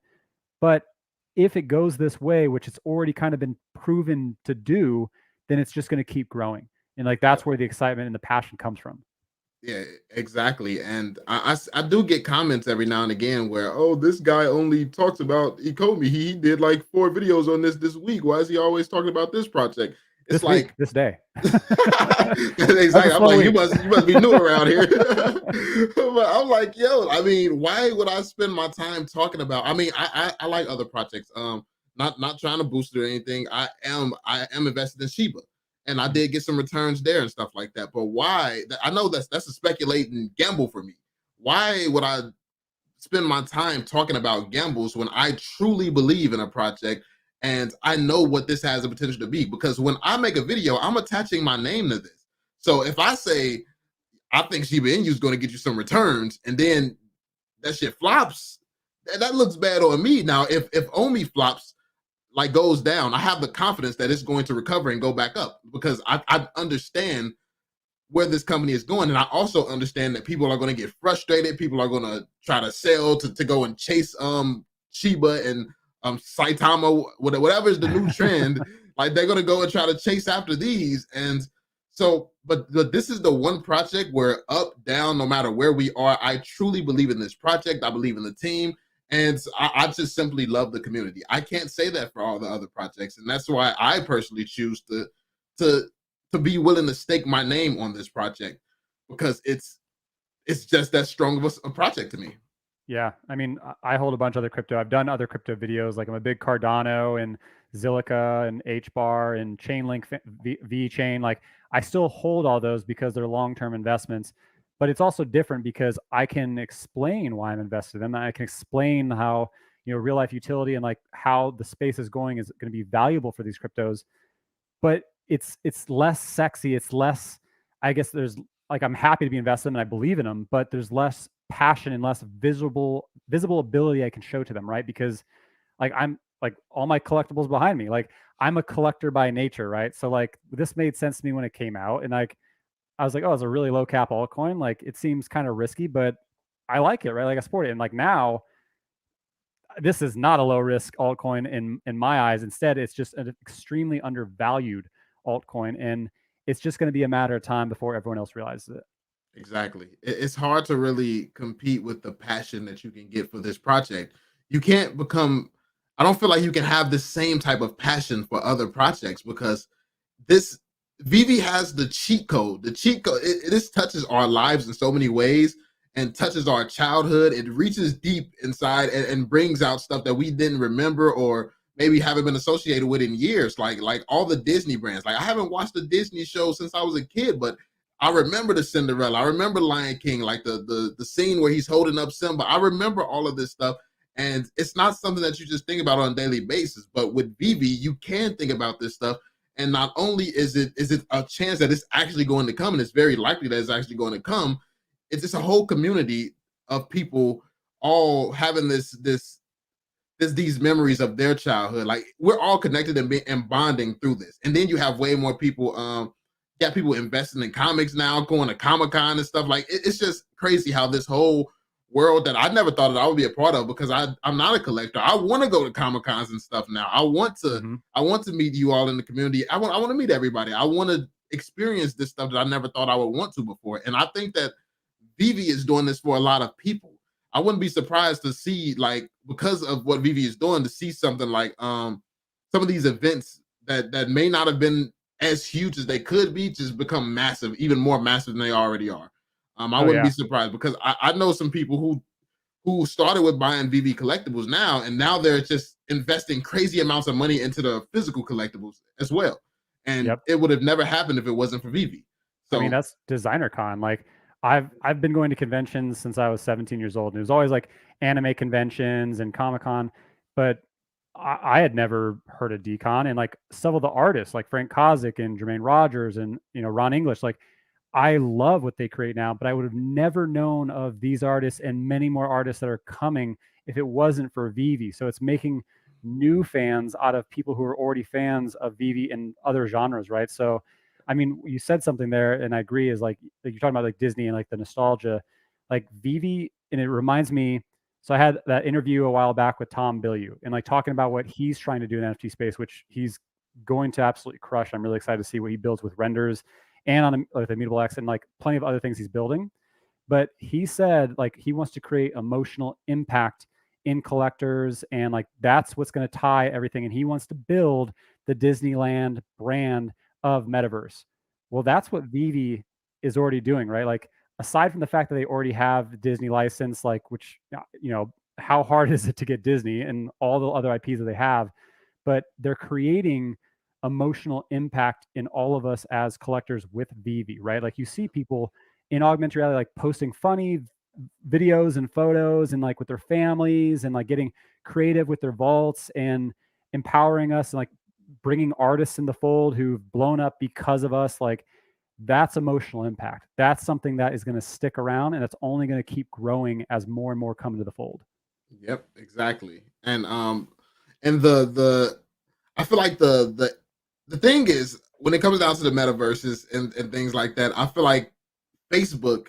I've been getting a lot of messages lately about Facebook and changing the meta, taking it serious and stuff like that. How people have been thinking that it's really a bad thing, and that they're beating VeVe to the punch and things like that, and not realizing it's just no. You're getting people warmed up because you put Facebook's metaverse, like let's say however long it gets out before VeVe's is out, however long that's going, you're getting a bunch of people interested in being used to being in metaverses, in whatever like Decentraland. You have that metaverse. They're out doing their thing like people are used to being in metaverses. People are already getting wearables and stuff. If they get to that point, you already got everything you need to come to the VeVeverse because you slap all these metaverses next to each other, and people are still going to go to the one metaverse that has Spider-Man standing right there, a big Disney logo right there, Jurassic Park right there. Like you're going to the metaverse that looks like it has the most to do, which is clearly going to be VeVe, thanks to all the IP. And that's something that no matter how great these other metaverses are, there's something that they just cannot do. So VeVe does not have to rush, and it's not a metaverse race for VeVe. They have everything that you need to attract everyone. Like the way that we're attracted to the collectibles, it, it would be times 10 if we first saw a metaverse when we saw this. If we saw a Batman but standing in a world where if we logged in, we could get to running around. That's going to be some people's first impressions of VeVe. They're going to see Batman or Spider-Man running around in the world somewhere, And it's not going to be any contest. Like we got in just by seeing a Batman on the app download screen. A lot of people are going to get in by seeing the entire experience, and it's inevitable. All the other metaverses I feel like is doing is warming people up to the idea of metaverses, and yeah, it's just getting them ready.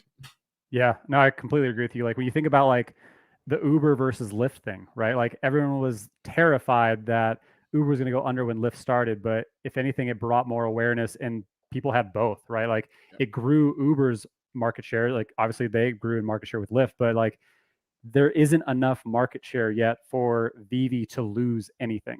And so Facebook, a massive, massive company that's recognized, and say what you will if you hate it or love it, but either way, like the name carries a ton of weight. They have a ton of users themselves, obviously, but them going into the space brings more awareness to the space. And the space is still so minute that there is zero chance that it is bad for VeVe in any sense.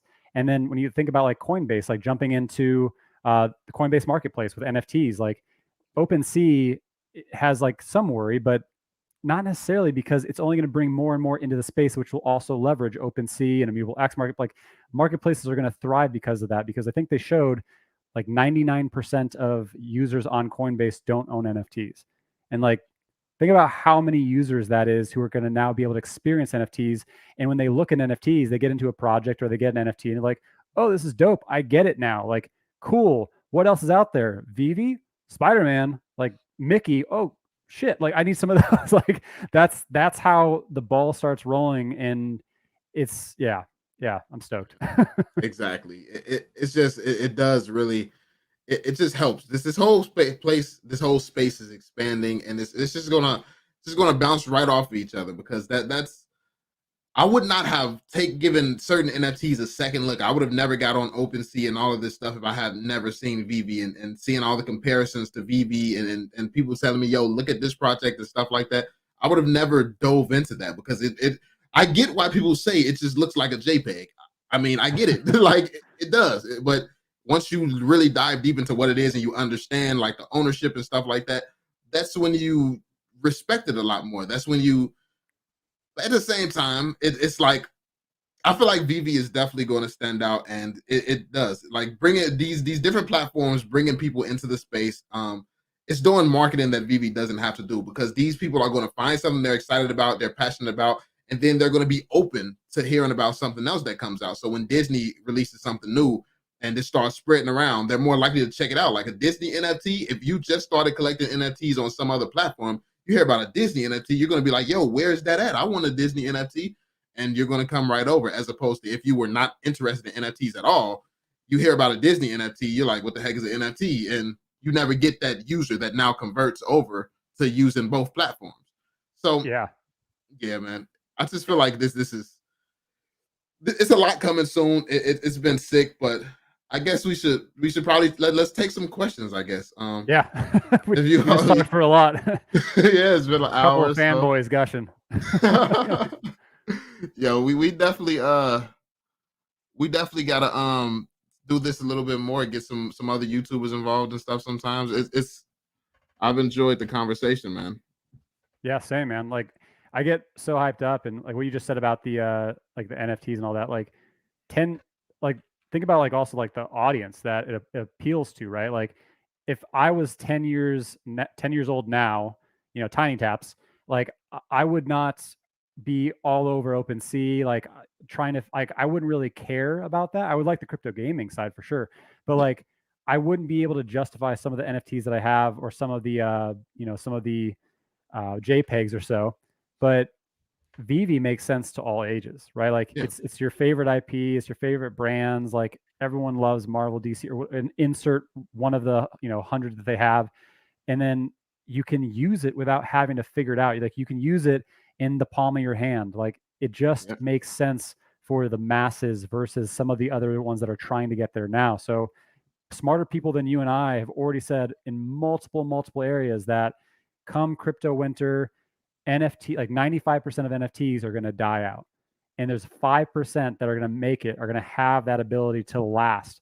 And VeVe, there is zero doubt in my mind that they're not going to continue to crush. Exactly.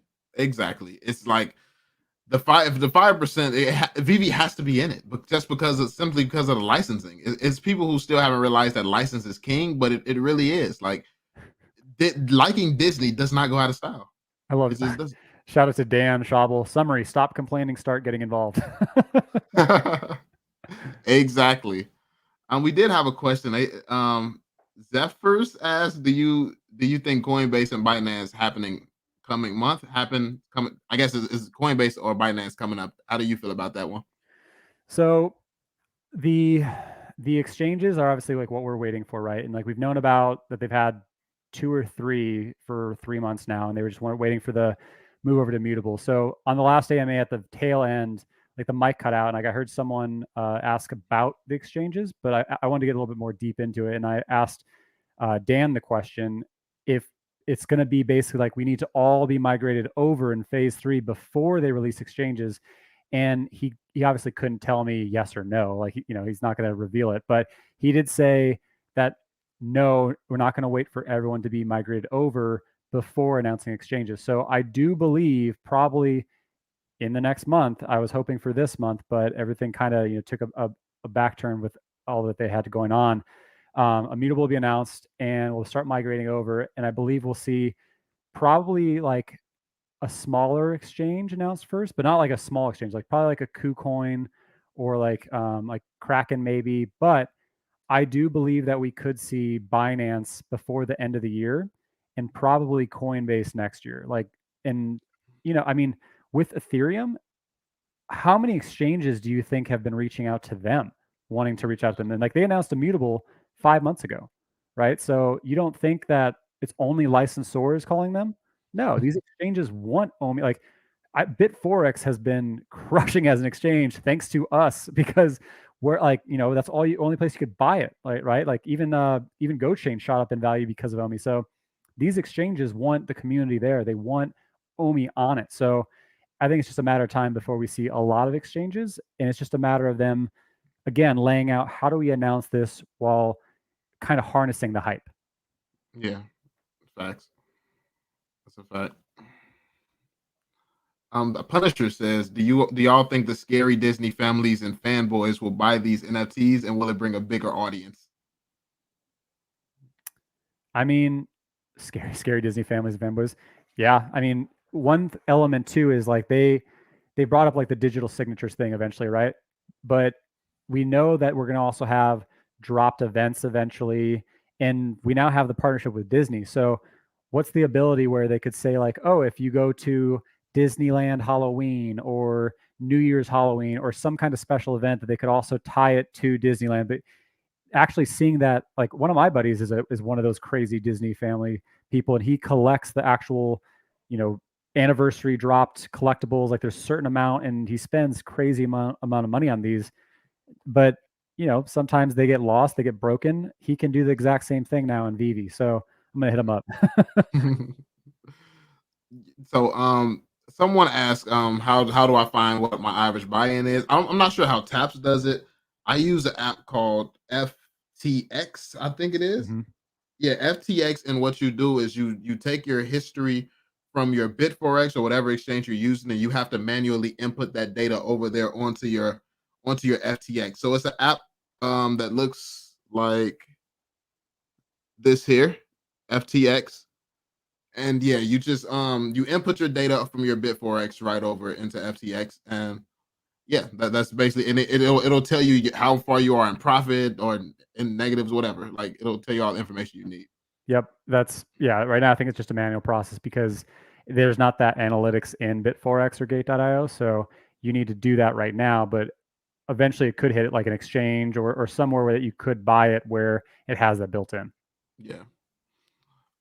Actually, this is a great question. I haven't heard your views on it. Do you feel rank in Master Collectors program will matter more than what VeVe intended it to be? So I actually haven't heard your thoughts about the Master Collectors program. What do you think? Yeah. So I mean, Master Collector article came out and like a bunch of people covered it, and like I didn't want to do a video as well just because like I felt everyone crushed it on those videos. Like yourself and Foster and a bunch of other people did videos on, and Kay did a bunch of Master Collector and like I have my own thoughts on it, but I figured it'd be probably something like I'd want to talk about it openly on stream. But So Dan on the last AMA said, this is like a small piece of VeVe. And he said that, but I think he is thinking I don't think he was giving it enough light. I do think it'll be not massive, but I do think it will have a big factor to it. And the ability to actually qualify for, Master Collector Pro for free, as well as being able to do the lottery on some specific drops that you wouldn't have a chance probably to get at some point, is going to be bigger than what most people, I believe, will happen. So I do think it will be important. They said there was 23 ranks, and 23. I mean, right now you have the ability to either complete sets. You could make sure you're logging in every day, right? Like they said, like logging in every day, or even like talking in the feed and things like that will give you like little amounts of points. So when I nab a collectible, I take the picture of it or whatever, like in the feed, and I post it in the feed and say something, just because I want those points, right? Like I want to, I'm competitive as hell, so I want to go up as high as a tier as I can. I'll never be in the tier of like Ray Fixie or Brock or anyone like that, but I want to be as high as I possibly can to take advantage of these points. And my strategy with it is like, when they do eventually allow you the ability to use them, I think what you need to do is think about what fandom you're going to be the most excited for when you use them, right? Because some people will just blow them right off the bat, like they'll have a ton to spend. But then what happens if you have to use them after 6 months, but 4 months in, maybe that's when the anime vertical comes in and they drop Dragon Ball Z. That's when I spend all my points, right? So like, I think we want to be careful, because again, they're accumulated based on what you have daily. So you've been able to accumulate a lot since your inception or your VeVe birthday. So you're going to have a lot, and it's going to seem like, oh, I'm going to spend them here and there, but I'm going to be hodling some of those for the true collectibles that I want. So I do think it'll bring in a whole other element that people aren't considering. Yeah, that's actually a great point, a great perspective. I know I'm going to be hodling mine for probably like Naruto or something. Do we get some Naruto? Yeah, it's over with. I'm going all in on an Itachi. I need Oh yeah. Itachi. Oh man, I would like what's his name? Orochimaru, because he's creepy as hell. Yeah, like the tongue thing is Yeah, legendary. snake. Hey, yo, thanks for the donation, Shadow. Do you guys think the first Disney NFT will shake up the market like Spider-Man's Secret Rare, Todd, and Marvel Comics Secret Rare? Of- Ooh. Probably, honestly, yeah. I mean, depending on what it is. I think that something in that collection is, but yeah, it just depends on what it is. Like I've been hearing hints of maybe a gold Yoda. Like that would be sick. Yeah, it just depends on what it is. Something is going to blow up at that level, I feel like, because it's Disney's first ever NFTs. And yeah, how do you feel though? I want to say yes, because what Jeremy said on the Jeremy Power said on the recent AMA, where he said like there's always that, I can't remember what verbiage he used, but like how there's like that one or couple collectibles that really kind of stand the test of time, and like that was the secret rare Spider-Man from Marvel, right? Like it's absolutely gone parabolic, and this is the first collectibles we'll see on Disney. And so if there is a golden Yoda or a golden Steamboat Willie, which has its own significance tied to Disney of Mickey, right? Like something like that, like we're going to be the ones to almost dictate what it's going to be, right? Like people kind of build the logic around it, and then everyone catches on to it. So I think, and also the fact that for whatever reason, gold just seems to hold value in VeVe, right? Like look at the golden Cthulhu statue, which is worth more than the jade and bronze. Look at the golden dragon girl. Like everything that comes in gold just seems to do really well. So I think these first Disney NFTs, it's going to be a battle royale to get them, especially because they have that real life utility tied to them with the Disney Plus membership. But yeah, I do think they're going to shake up the market, but not really be anything that's going to affect other ones like Spider-Man. Okay. Good question for you, Taps, from Nicholas. He says, do you see the Ecomi team integrating the VeVe app to an Ethereum layer 2 solution to help scale the app? Only makes sense since they are moving the NFTs and the token over. Do you see the Ecomi team integrating the VeVe app to, well, they have, right? Like Immutable X is a layer 2 Ethereum solution. And that's what we've been doing in phase 2 is they've been taking all of the collectibles which were minted on GoChain and reminting them onto Immutable X, right? So that's been an entire. So we have over 1 million collectibles. Like shout out to Butt Thompson for that incredible Excel sheet that he keeps together. And so I know we have over 1 million collectibles to date. So that's a lot of NFTs to yeah, think about like no other projects even come close to that many editions that continue to sell, right? But like they had to remint all of those and make sure they do it correct. Otherwise, they're going to have an absolute maelstrom of angry VeVe users once that goes over. So when he asks about, integrating the VeVe app to an Ethereum layer 2 solution to help scale the app, I mean, they're already doing that with Immutable X. I hope that answers your question. Jay asked, can I put VeVe NFTs on my Decentraland parcel on the Vegas City Casino? I mean, not right now, right? Like they talked about interoperability, but that would have to be a foreign partnership with Decentraland, to have that work. But it's not impossible. Like that's one big thing that Decentraland and Sandbox have been doing is they've been partnering with other crypto like Gala Games and I mentioned like Fortnite and or not Fortnite, sorry, Minecraft and Engine. Like they're partnering with other crypto projects as well, so that way they can kind of both grow and almost bleed into each other's communities. So it's possible in the future. Immediately, no. Real talk. Thanks for the donation, homie. He says, when you guys first jumped on board, did you guys know Ecomi would be what it is and where it is going? Thanks, all hell VeVe. Yeah, I'll let you take this one first. Well, like I said, like I joined mid-February and I bought a small bag when it was, way lower than what it is today. And I hopped in the VeVe collectible app and I bought a Riso and I bought a Metalio, the Unicorno. And everything was available then. Like the marketplace was active before it got shut down for months. So like I could have bought a Bubbles. I could have bought all these things that absolutely shot up. So to answer your question, no. Like I was nervous to spend $70 on this digital collectible of a Riso, but I was like, oh, it's an ultra rare, like from the first drop of Batman. I love Batman.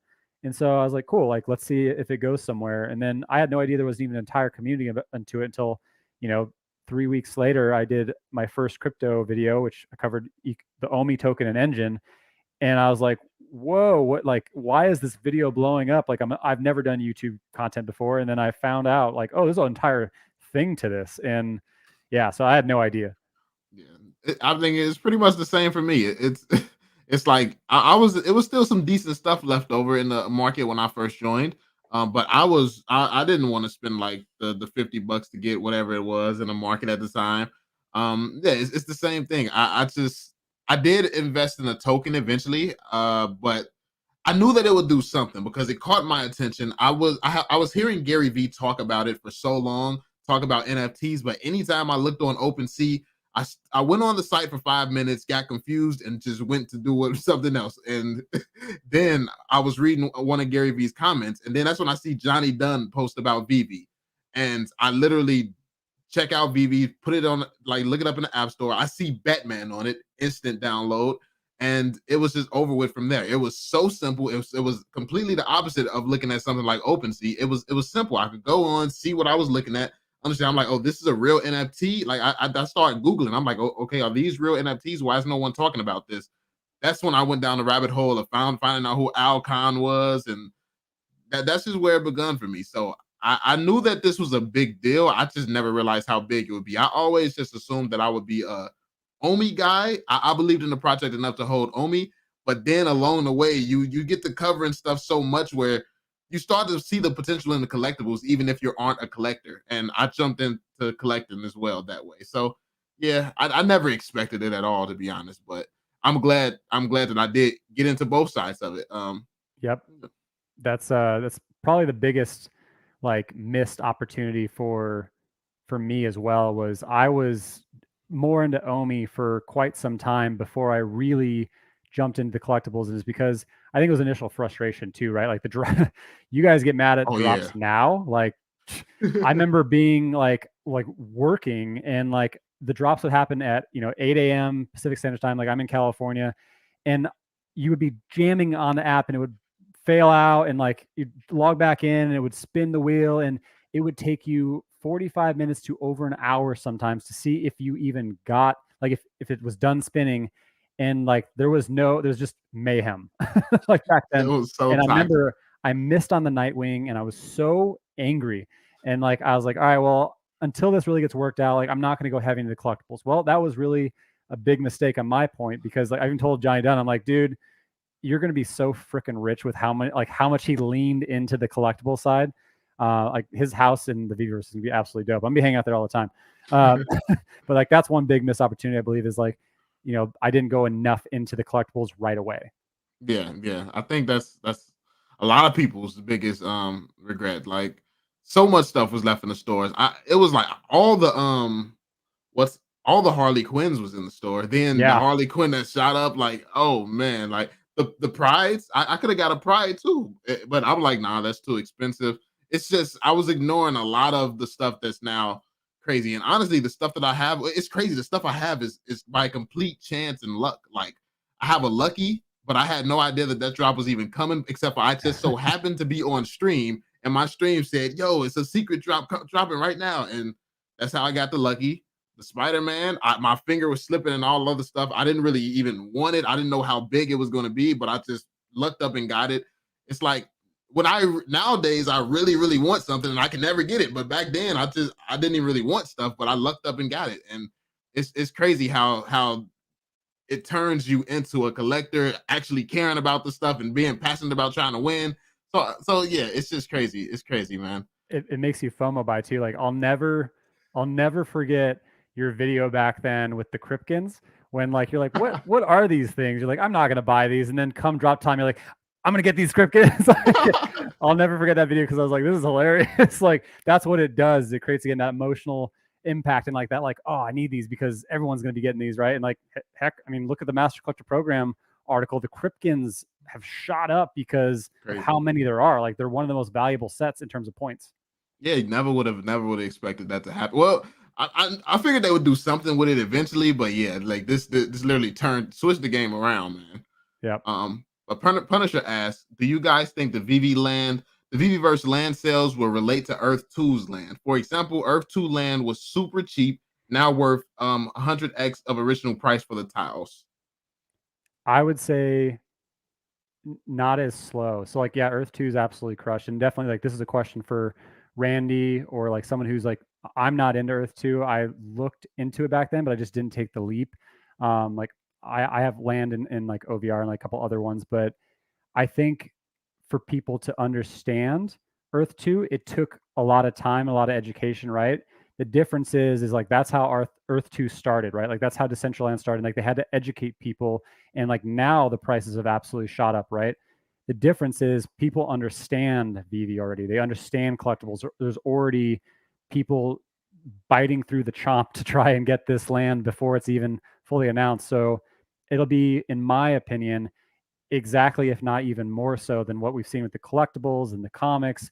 Like it'll go and you get what you get. Like hopefully you just, are able to get some, and the price will shoot up. And of course, like us as content creators and people on Twitter and in Discord and all that will kind of evolve the message on like what's going to be the most valuable, right? Like is it going to be what's closest to VV City, or you could buy a plot of land further out and not really think it's going to be worth something. But what then happens if they turn on you know, Disney World in it's, now attached to that original Genesis plot of land? Like Yeah. you never know. So the land could shoot up in immediately in value, but I'm just trying to get as much land as possible. And I'm not selling it even when it immediately pumps, because I know that's going to be really what's going to build out more and more gains. How like what price point do you think that they're gonna release the land at when it comes? Do you think that it's gonna couple hundred, maybe thousand-ish, or cheaper? Like Probably a couple hundred. Like it has to be affordable for everyone, right? Like, and they might do something like special, like different tiers depending on how you are close to certain things like VV City or something like that. Or, you know, maybe you get like a discount if you use OMI. Like they could go anywhere with this. So it's really hard to speculate on it, because the biggest piece is they like, that they are so big about, like they could have shot the collectibles price from the drops up already, but they don't. right? Like they want people to get in and collect them. And actually, sometimes I wish they did shoot the price up so that way I actually had a chance at them. But but like they want people to get in and have land. Like you don't need to be, have hundreds of thousands of dollars in the bank in order to experience VeVe. But that's how they want to translate into VeVeverse too, I'm sure. So I think, buying a plot of land for $200 to $400, which is what the Spideys cost on the initial drops, I think would make sense. Yeah. Yeah, I can't wait. I can't wait to see what happens, and it's just nerve wracking. Like just because so many people are going to be so disappointed if they don't get it. So many people are going to be happy. It's going to be a great time, man. Either way, there will always be FUD. Like Yeah. as we grow, people will always get upset because they're missing out, and oh man, I can't wait for the comments on bots when land comes. Oh, those are definitely coming back. I Second mean, somebody don't get to plot the land they want. Back. it's I mean, most of the community has been all positive for the most part now. Like the dark days were when all of crypto and NFTs dropped, and like, man, OMI was down to 0.0014, and comments were rough, right? Like, because we're still telling like y'all don't understand like what's about to, like why these things are happening, like what's going to happen. And if you bought then, you're up almost 5x, and at one point it was like 6x your money if you bought then. So but at the time, like comments weren't great. Yeah, it's tough, man. Can't win. Obviously, Jesse asks. Obviously, we don't have for sure until VeVe announces anything. But when do you guys think VeVeverse will be released to the public? I think Dan said about around the 6 month mark, or 6 months from now. So probably Q2, maybe Q3 latest. Yeah, I think they said, yeah, you said 6 months, like a month ago or something like that. So probably like sometime in Q2 is what I'm betting. Like it could be, I guess, April or most likely June. I'm hoping they come out with it, but I hope they beat Ethereum 2 in terms of when it comes out, right? Like who knows how long this bull run's going to last. Like I'm at this point, I'm actually hoping it does tail off near the end of the year, right? Like because then I can all crypto will drop, and then I can add more OMI and add other things that I've been stacking up on the side. But I do think we'll see another pop with the Ethereum 2 thing, and I'm hoping that VeVeverse beats it to the punch, which ETH 2.0 is going to come out. I think they said like Q3. So knowing Vitalik always also putting out, like, it isn't just OMI, plenty of other crypto always push out their timelines when they're trying to build something that is going to work well. And so probably it'll get pushed to Q4 for ETH2. And so I'm hoping that, we see the first public sale beginning or end of Q2 of 2022. Yeah. Verena asks, do you think Immutable X will push the prices of NFTs up? Yeah. I mean, I got into like the Moody Crows, which is the first generative PFP NFT project on Immutable X, and you could get them for 0.035 ETH, and they jumped up all the way to 1 ETH at one point. I think they're around like 0.4 ETH now. So Immutable is going to continue to grow as the projects grow on it.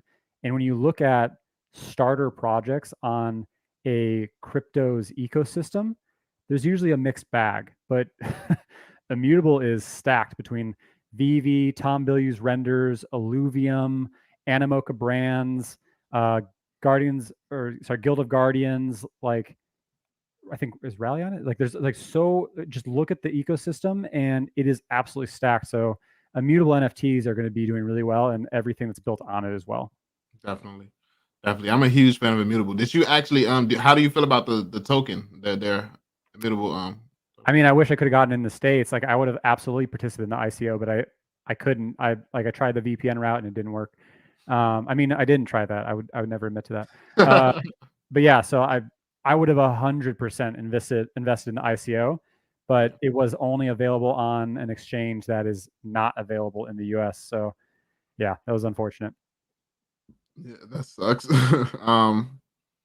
Well, Jesse asked, do you guys think they'll actually stick to the VeVeverse in 6 months though?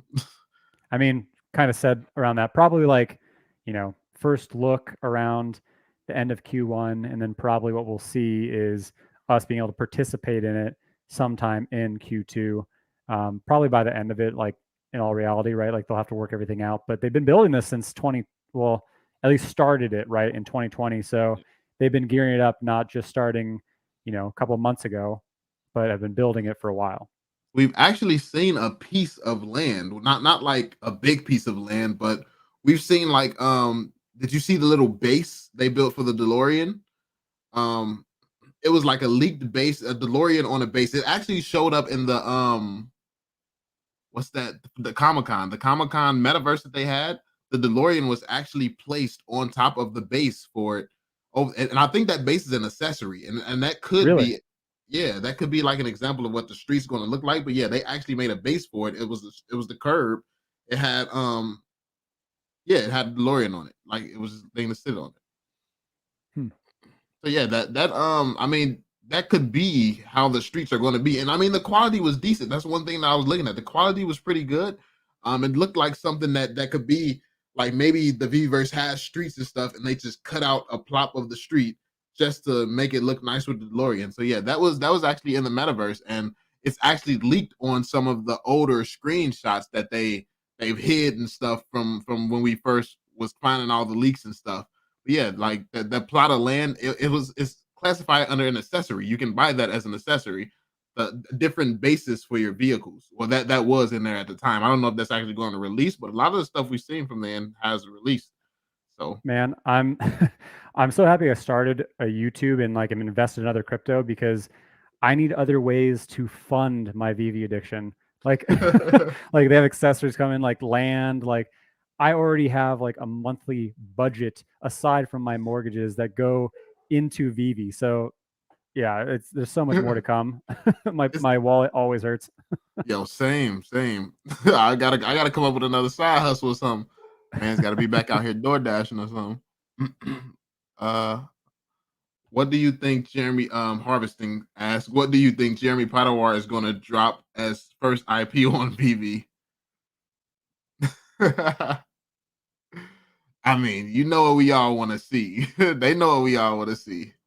I Uh, mean, maybe it's his first, right? Like the app, like if they drop Pokemon right now, the app would break, yeah, right? Like there's like we've shared articles like everyone in the NFT space knows that Pokemon is going to destroy like just it's going to bring the masses even more so like it so I think it's possible that Jeremy could, help with that and like he'll for sure be on that first conversation call, but he has so many licensors under his belt too that who knows, right? Like I actually I think the first IP that we could see is maybe I think he has something with AEW or whatever. Like he has something tied to the wrestling side. So, yeah, we know that under Disney we have WWE. that's pretty big too. Yeah. Yeah, and it has a massive fan base too. So maybe something around that route. Yeah, who knows? Yeah, the thing is, once we see one of the licenses that he holds, we're gonna automatically know. Like, if it's not Pokemon and we see WWE, we know we have Pokemon. So, it's I don't know. That's why they might just come out with the big gun. They might come out. They I said, mean, "What about Disney some?" surprised me. Yeah, I did this. not expect Disney this year.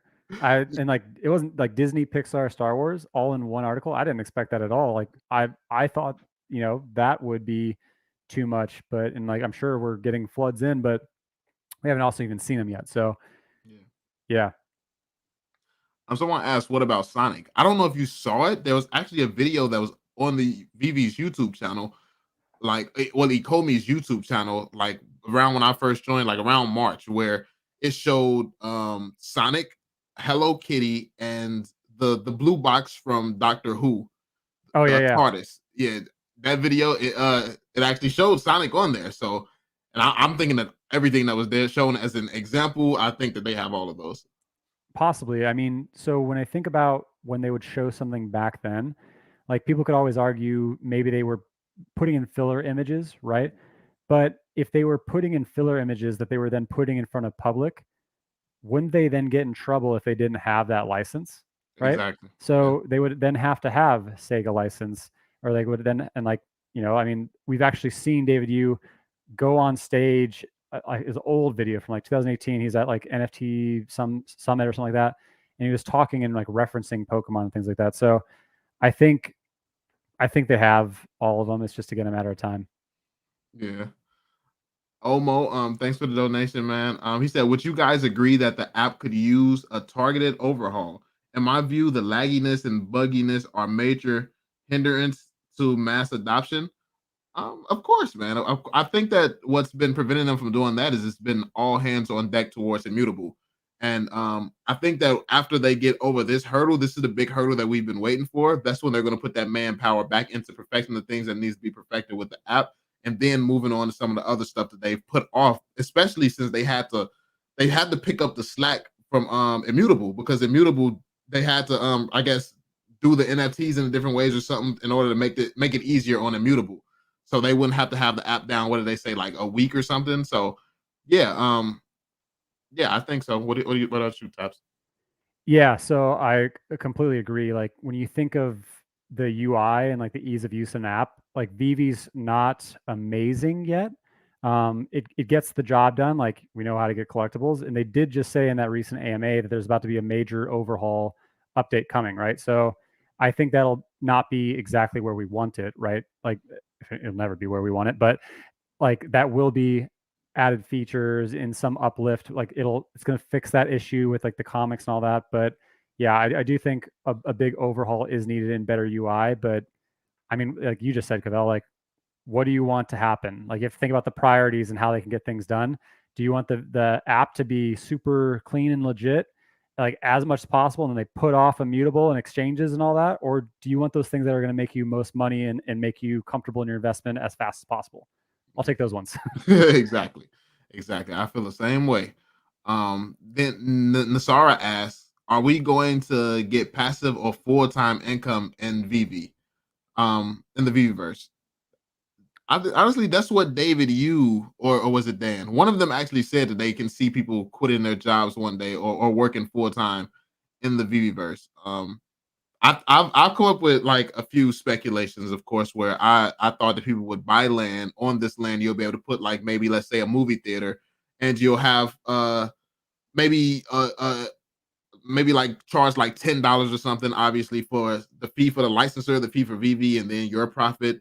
And you can maybe watch your Disney Plus would be it. Now, I use Mhm. Hulu as an example, but maybe Disney Plus. You watch Disney Plus, you watch a Disney movie together in the community setting, and obviously with that $10 entrance fee, Disney gets paid, and then they're getting paid more, because if you buy a membership of Disney Plus, you just pay once for the month. But if people are coming in and watching this every single, they're paying multiple times just for the experience that's around it. So honestly, it's more money if Disney Plus was to do something like this. So yeah, I think something like that. Businesses where it's like movie theaters, and yeah, I think stuff like that would be there's going to be a real thing in the Viverse. Yeah, and like to that point, like if you have the choice to buy land, or what if they do a land drop, or if like then let's say they build, like you said, like a movie theater on, I don't know, like 400 plots of land. Like that's how big it takes up. And then each person gets like a cut of what it is to rent total movie. And like that builds passive income. Or if that's where they build, like where the concert hall is, where we could see like live concerts and things like that. And that costs X of money to, digitally attend that Drake concert or whatever. Right. So little things like that. I mean, it makes sense. We'll be able to rent out NFTs. So I mean, I don't know about full time. I imagine so. I mean, people create stores in Roblox and things like that, and like that's their full time job and able to do so successfully. So it's been done with other metaverses, so it's possible to be verse. Yeah, I think what would be interesting is maybe somebody, I mean, Wales maybe could make full time income. Like, let's say you buy up a lot of plots of land, and then you rent them out to people for them to build their businesses or whatever on your land. Like, if you're the land owner and you're renting it out to a bunch of different people, you're doing nothing, and you're just collecting rent every single month, just like real life, really. So basically, a form of the real estate market in the Viviverse. Yep. And then, I mean, people are gonna have like they're going to want to advertise like their own like spots too, right? Like I feel like at that, like maybe people will reach out to us, be like, hey Cavell, like I like could you throw my Randy's world into, I guess Randy's content creator, like he'll be like Ray Fixie's world into your next video, and like I'll pay you X. Like little things like that. Like people want to promo their own worlds and like their own pieces of man, like yeah, it's gonna be ridiculous. There's so much to it.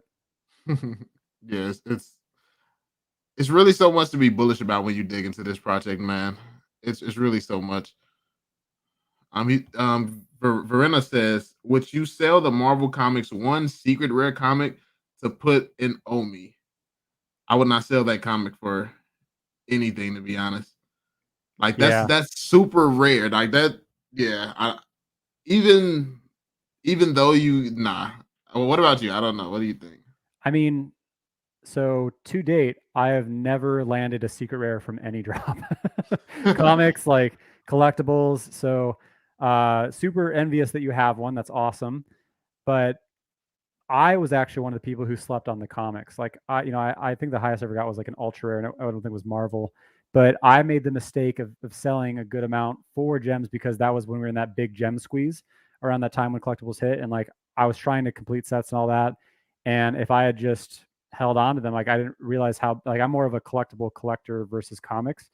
So you have the strongest comic arguably to hit the app so far. I mean, I think Spider-Man's one of them too, but, like, if you have that secret rare and if you have a low mint, I would hold on to it because, like, the biggest comic crowd still hasn't come to the app yet, right? So, like, it's blown up because of people who are comic users, and we realize, like, more NFT whales have gotten into them, but, like, the narrative can always continue to change and continue to grow, so I think that's one to hold on to, personally. Yeah, and that one in particular is one of the few that's gone over millions. Like that's sold for millions in real life, and it's super scarce in real life, so people can only read it digital most of the Yeah. time. So yeah, that's Dude, we've yeah, been we've been going 2 hours strong, and there's still almost 300 people watching. So shout out to all of you guys. Like, really, like I've really enjoyed this conversation. Like, I like just like that's the hardest part about creating videos is I still to this day feel weird talking at the camera with no one talking back to me. So I like streaming, but I suck at streaming on my own channel. So I like being able to like have these two-way conversations. And shout out to again everyone on the channel. Make sure you subscribe to Cavell Anderson and hit that like button so more of the fam can come in and kind of hear some of the content we've been talking about. yeah, for sure. And I'm definitely appreciative of everybody being here as well. If you haven't already, of course, check out Taps. Um, we're both new to this. I don't do streams much myself either. So yeah, something that I do want to do more. I'm trying new things. I told you all that I was going full time or so into this. So I do want to start working with more of the community. I know I've kept to myself standoffish a lot coming into the community, but it's just like how I grew up. It's never been anything that I wanted people to take personal. I just kind of grew up, never really had anyone, so I stayed to myself, and I've just become more so a loner. I'm not awkward in social situations. I just don't do it, I guess. So yeah. Man, I would love to do this full time. Like that's the goal. One day, I think, as the channel keeps growing, then if I can ever, get to that point where I no longer need, to work for a tech company or do like actually have to work for someone and just be a full-time member of the community and talk crypto and blockchain, like that's the dream. Like I always wondered when like I have a buddy who he does like travel blogs and like has a travel channel on YouTube and all that, and like another buddy who does like like very photographer, and I never understood how they'd be like, oh man, like I can't go, I have to work on this content. I was like, I don't understand how they can put so much time into this, but it's because it wasn't my passion. But then now doing content on crypto and OMI and all this, like I lose days just and like I get locked up in my cave and go into research mode and like engaging with the community, and like it doesn't feel, sometimes it does, but it doesn't feel like true work because I enjoy it so much. So I'd love to do this full time one day. Yeah, it is amazing. I think it's right around the corner, man. As far as just even being able to do it from just like the content creation perspective, VeVe is almost there. VeVe is almost to the mainstream. The influx of users that's going to come from like Disney and this stuff, um, I feel like they're going to come right to your channel. You're going to be right there with ease soon, man. So you just keep it up. I mean, you're doing an amazing job right now. You put out some great content. Thanks, man. Um, we have a message here from John. He says, "What is the better use of investment dollars, the OMI token or VeVe collectibles? I love the comics of the 6 drops. I have got 2 commons, and my first ultra rare was Zombie Hunter Spidey." Oh, nice. I mean, that's speculative, right? Like the way I look at it as an investor is when you look at the price of VeVe collectibles, they've shot up, and I made the mistake of early, like we just talked about, not getting more into them back in, like April through basically June, of going heavy into them, and that was like the best time to do so. And I wish I did, but now they've shot up in value, and they're going to continue to shoot up in value. So it isn't that they're at like a high, like, because they will keep going up as more collectibles come out and the VeVeverse and all that. But OMI is on 4 to 5 exchanges right now, and you've seen how much value it has hit, or like what its price has done in the slow amount of time, with almost no utility granted to it yet. So all that utility is coming. More exchanges will come. Immutable X is going to happen. OMI to NFT, and more of it will happen with the actual collectibles. So in my opinion, not financial advice, it is extremely undervalued. So I think it makes sense to play both, but I would say OMI is very overlooked right now. Yeah, definitely. And not financial advice, I would have to definitely agree with that, especially if you've heard my price predictions, that would by far make OMI more valuable. But yeah, I $100, mean, baby. definitely. I mean, I could definitely see a $10 OMI one day. So yo, I'm all for it. And me personally, I would go the OMI route for sure. There's a few, even though I just love the collectibles too. Even though I feel that way about OMI, I'm attached to my collectibles. But for a ridiculous amount of OMI, I would. I was just talking to Randy about that. Randy and Foster about it. I would probably say for the right amount. I mean, who's passing up like maybe 100 million OMI? Like, no, I don't think anybody would pass that up. Like 100 million OMI. Like, I would sell. You can have my whole collection. So, I mean, yeah, I'm stronger. I'm stronger in OMI. I'm passionate about my VV collectibles, but I would rather have OMI. So yeah. Um, got a question about the can a Mickey Mouse secret rare be worth more than Spider-Man, Secret Rare Spider-Man if there are the same amount of mints? It's Ah, too early to tell, right? yeah. Like, I mean, clearly we have a lot of Marvel fans, right? But it's also like, it's going to be like, let's assume Mickey Mouse is one of the golden statues or the golden moments, right? Like, is it going to be animated? Probably not, right? So like that is one up that the Spider-Man has over it. But then you also have to consider the fandom. Like, Disney owns Marvel. I don't know if Disney technically is a bigger fandom than Marvel itself. So like, it's still too early to tell. And then like the Mickey side, like it has that added utility of 3 to 12 months of Disney Plus membership. So I guess we'll see when we see. Just make sure you have both. I don't have the Secret or Spider-Man, so if someone has a secondary one that they don't want 12K for, just send it my way. I mean, I think that I think we're gonna see some strange ones shoot up. Well, not strange ones. I think it's something that everybody would expect, but something like from Star Wars or like a Yoda or Darth Vader. I wouldn't be surprised if that shoots up to a crazy amount from Disney. I don't think it's just I think it matters more so the brand. Like I don't know if I know Mickey Mouse is huge, but is it like seen as a brand like Star Wars is something that people collect, they spend tons of money for and stuff like that. I don't know if Mickey Mouse have that same feel. I don't think it can just be anything Disney. Now the fact that it's Disney is going to have some value, but are there real like valuable Mickey Mouse collectibles? Like I know something like Star Wars, there's valuable collectibles and that's already exists, but I don't know if Mickey Mouse has that. Oh, so real quick, I just Googled something because I was curious. Like, I know there are lots of collectible statues of Mickey. Like, there's special like anniversary ones from Disney that have come out, Yep. and they go like, they hold value. They do really well, especially as more and more of the years come out, which it seems like VeVe kind of modeled their seasons on that, right? But there is this is crazy. So gold celebration Mickey statue. The most valuable Mickey Mouse memorabilia ever sold is a gold statue which has sold at auction for about 3.5 million pounds.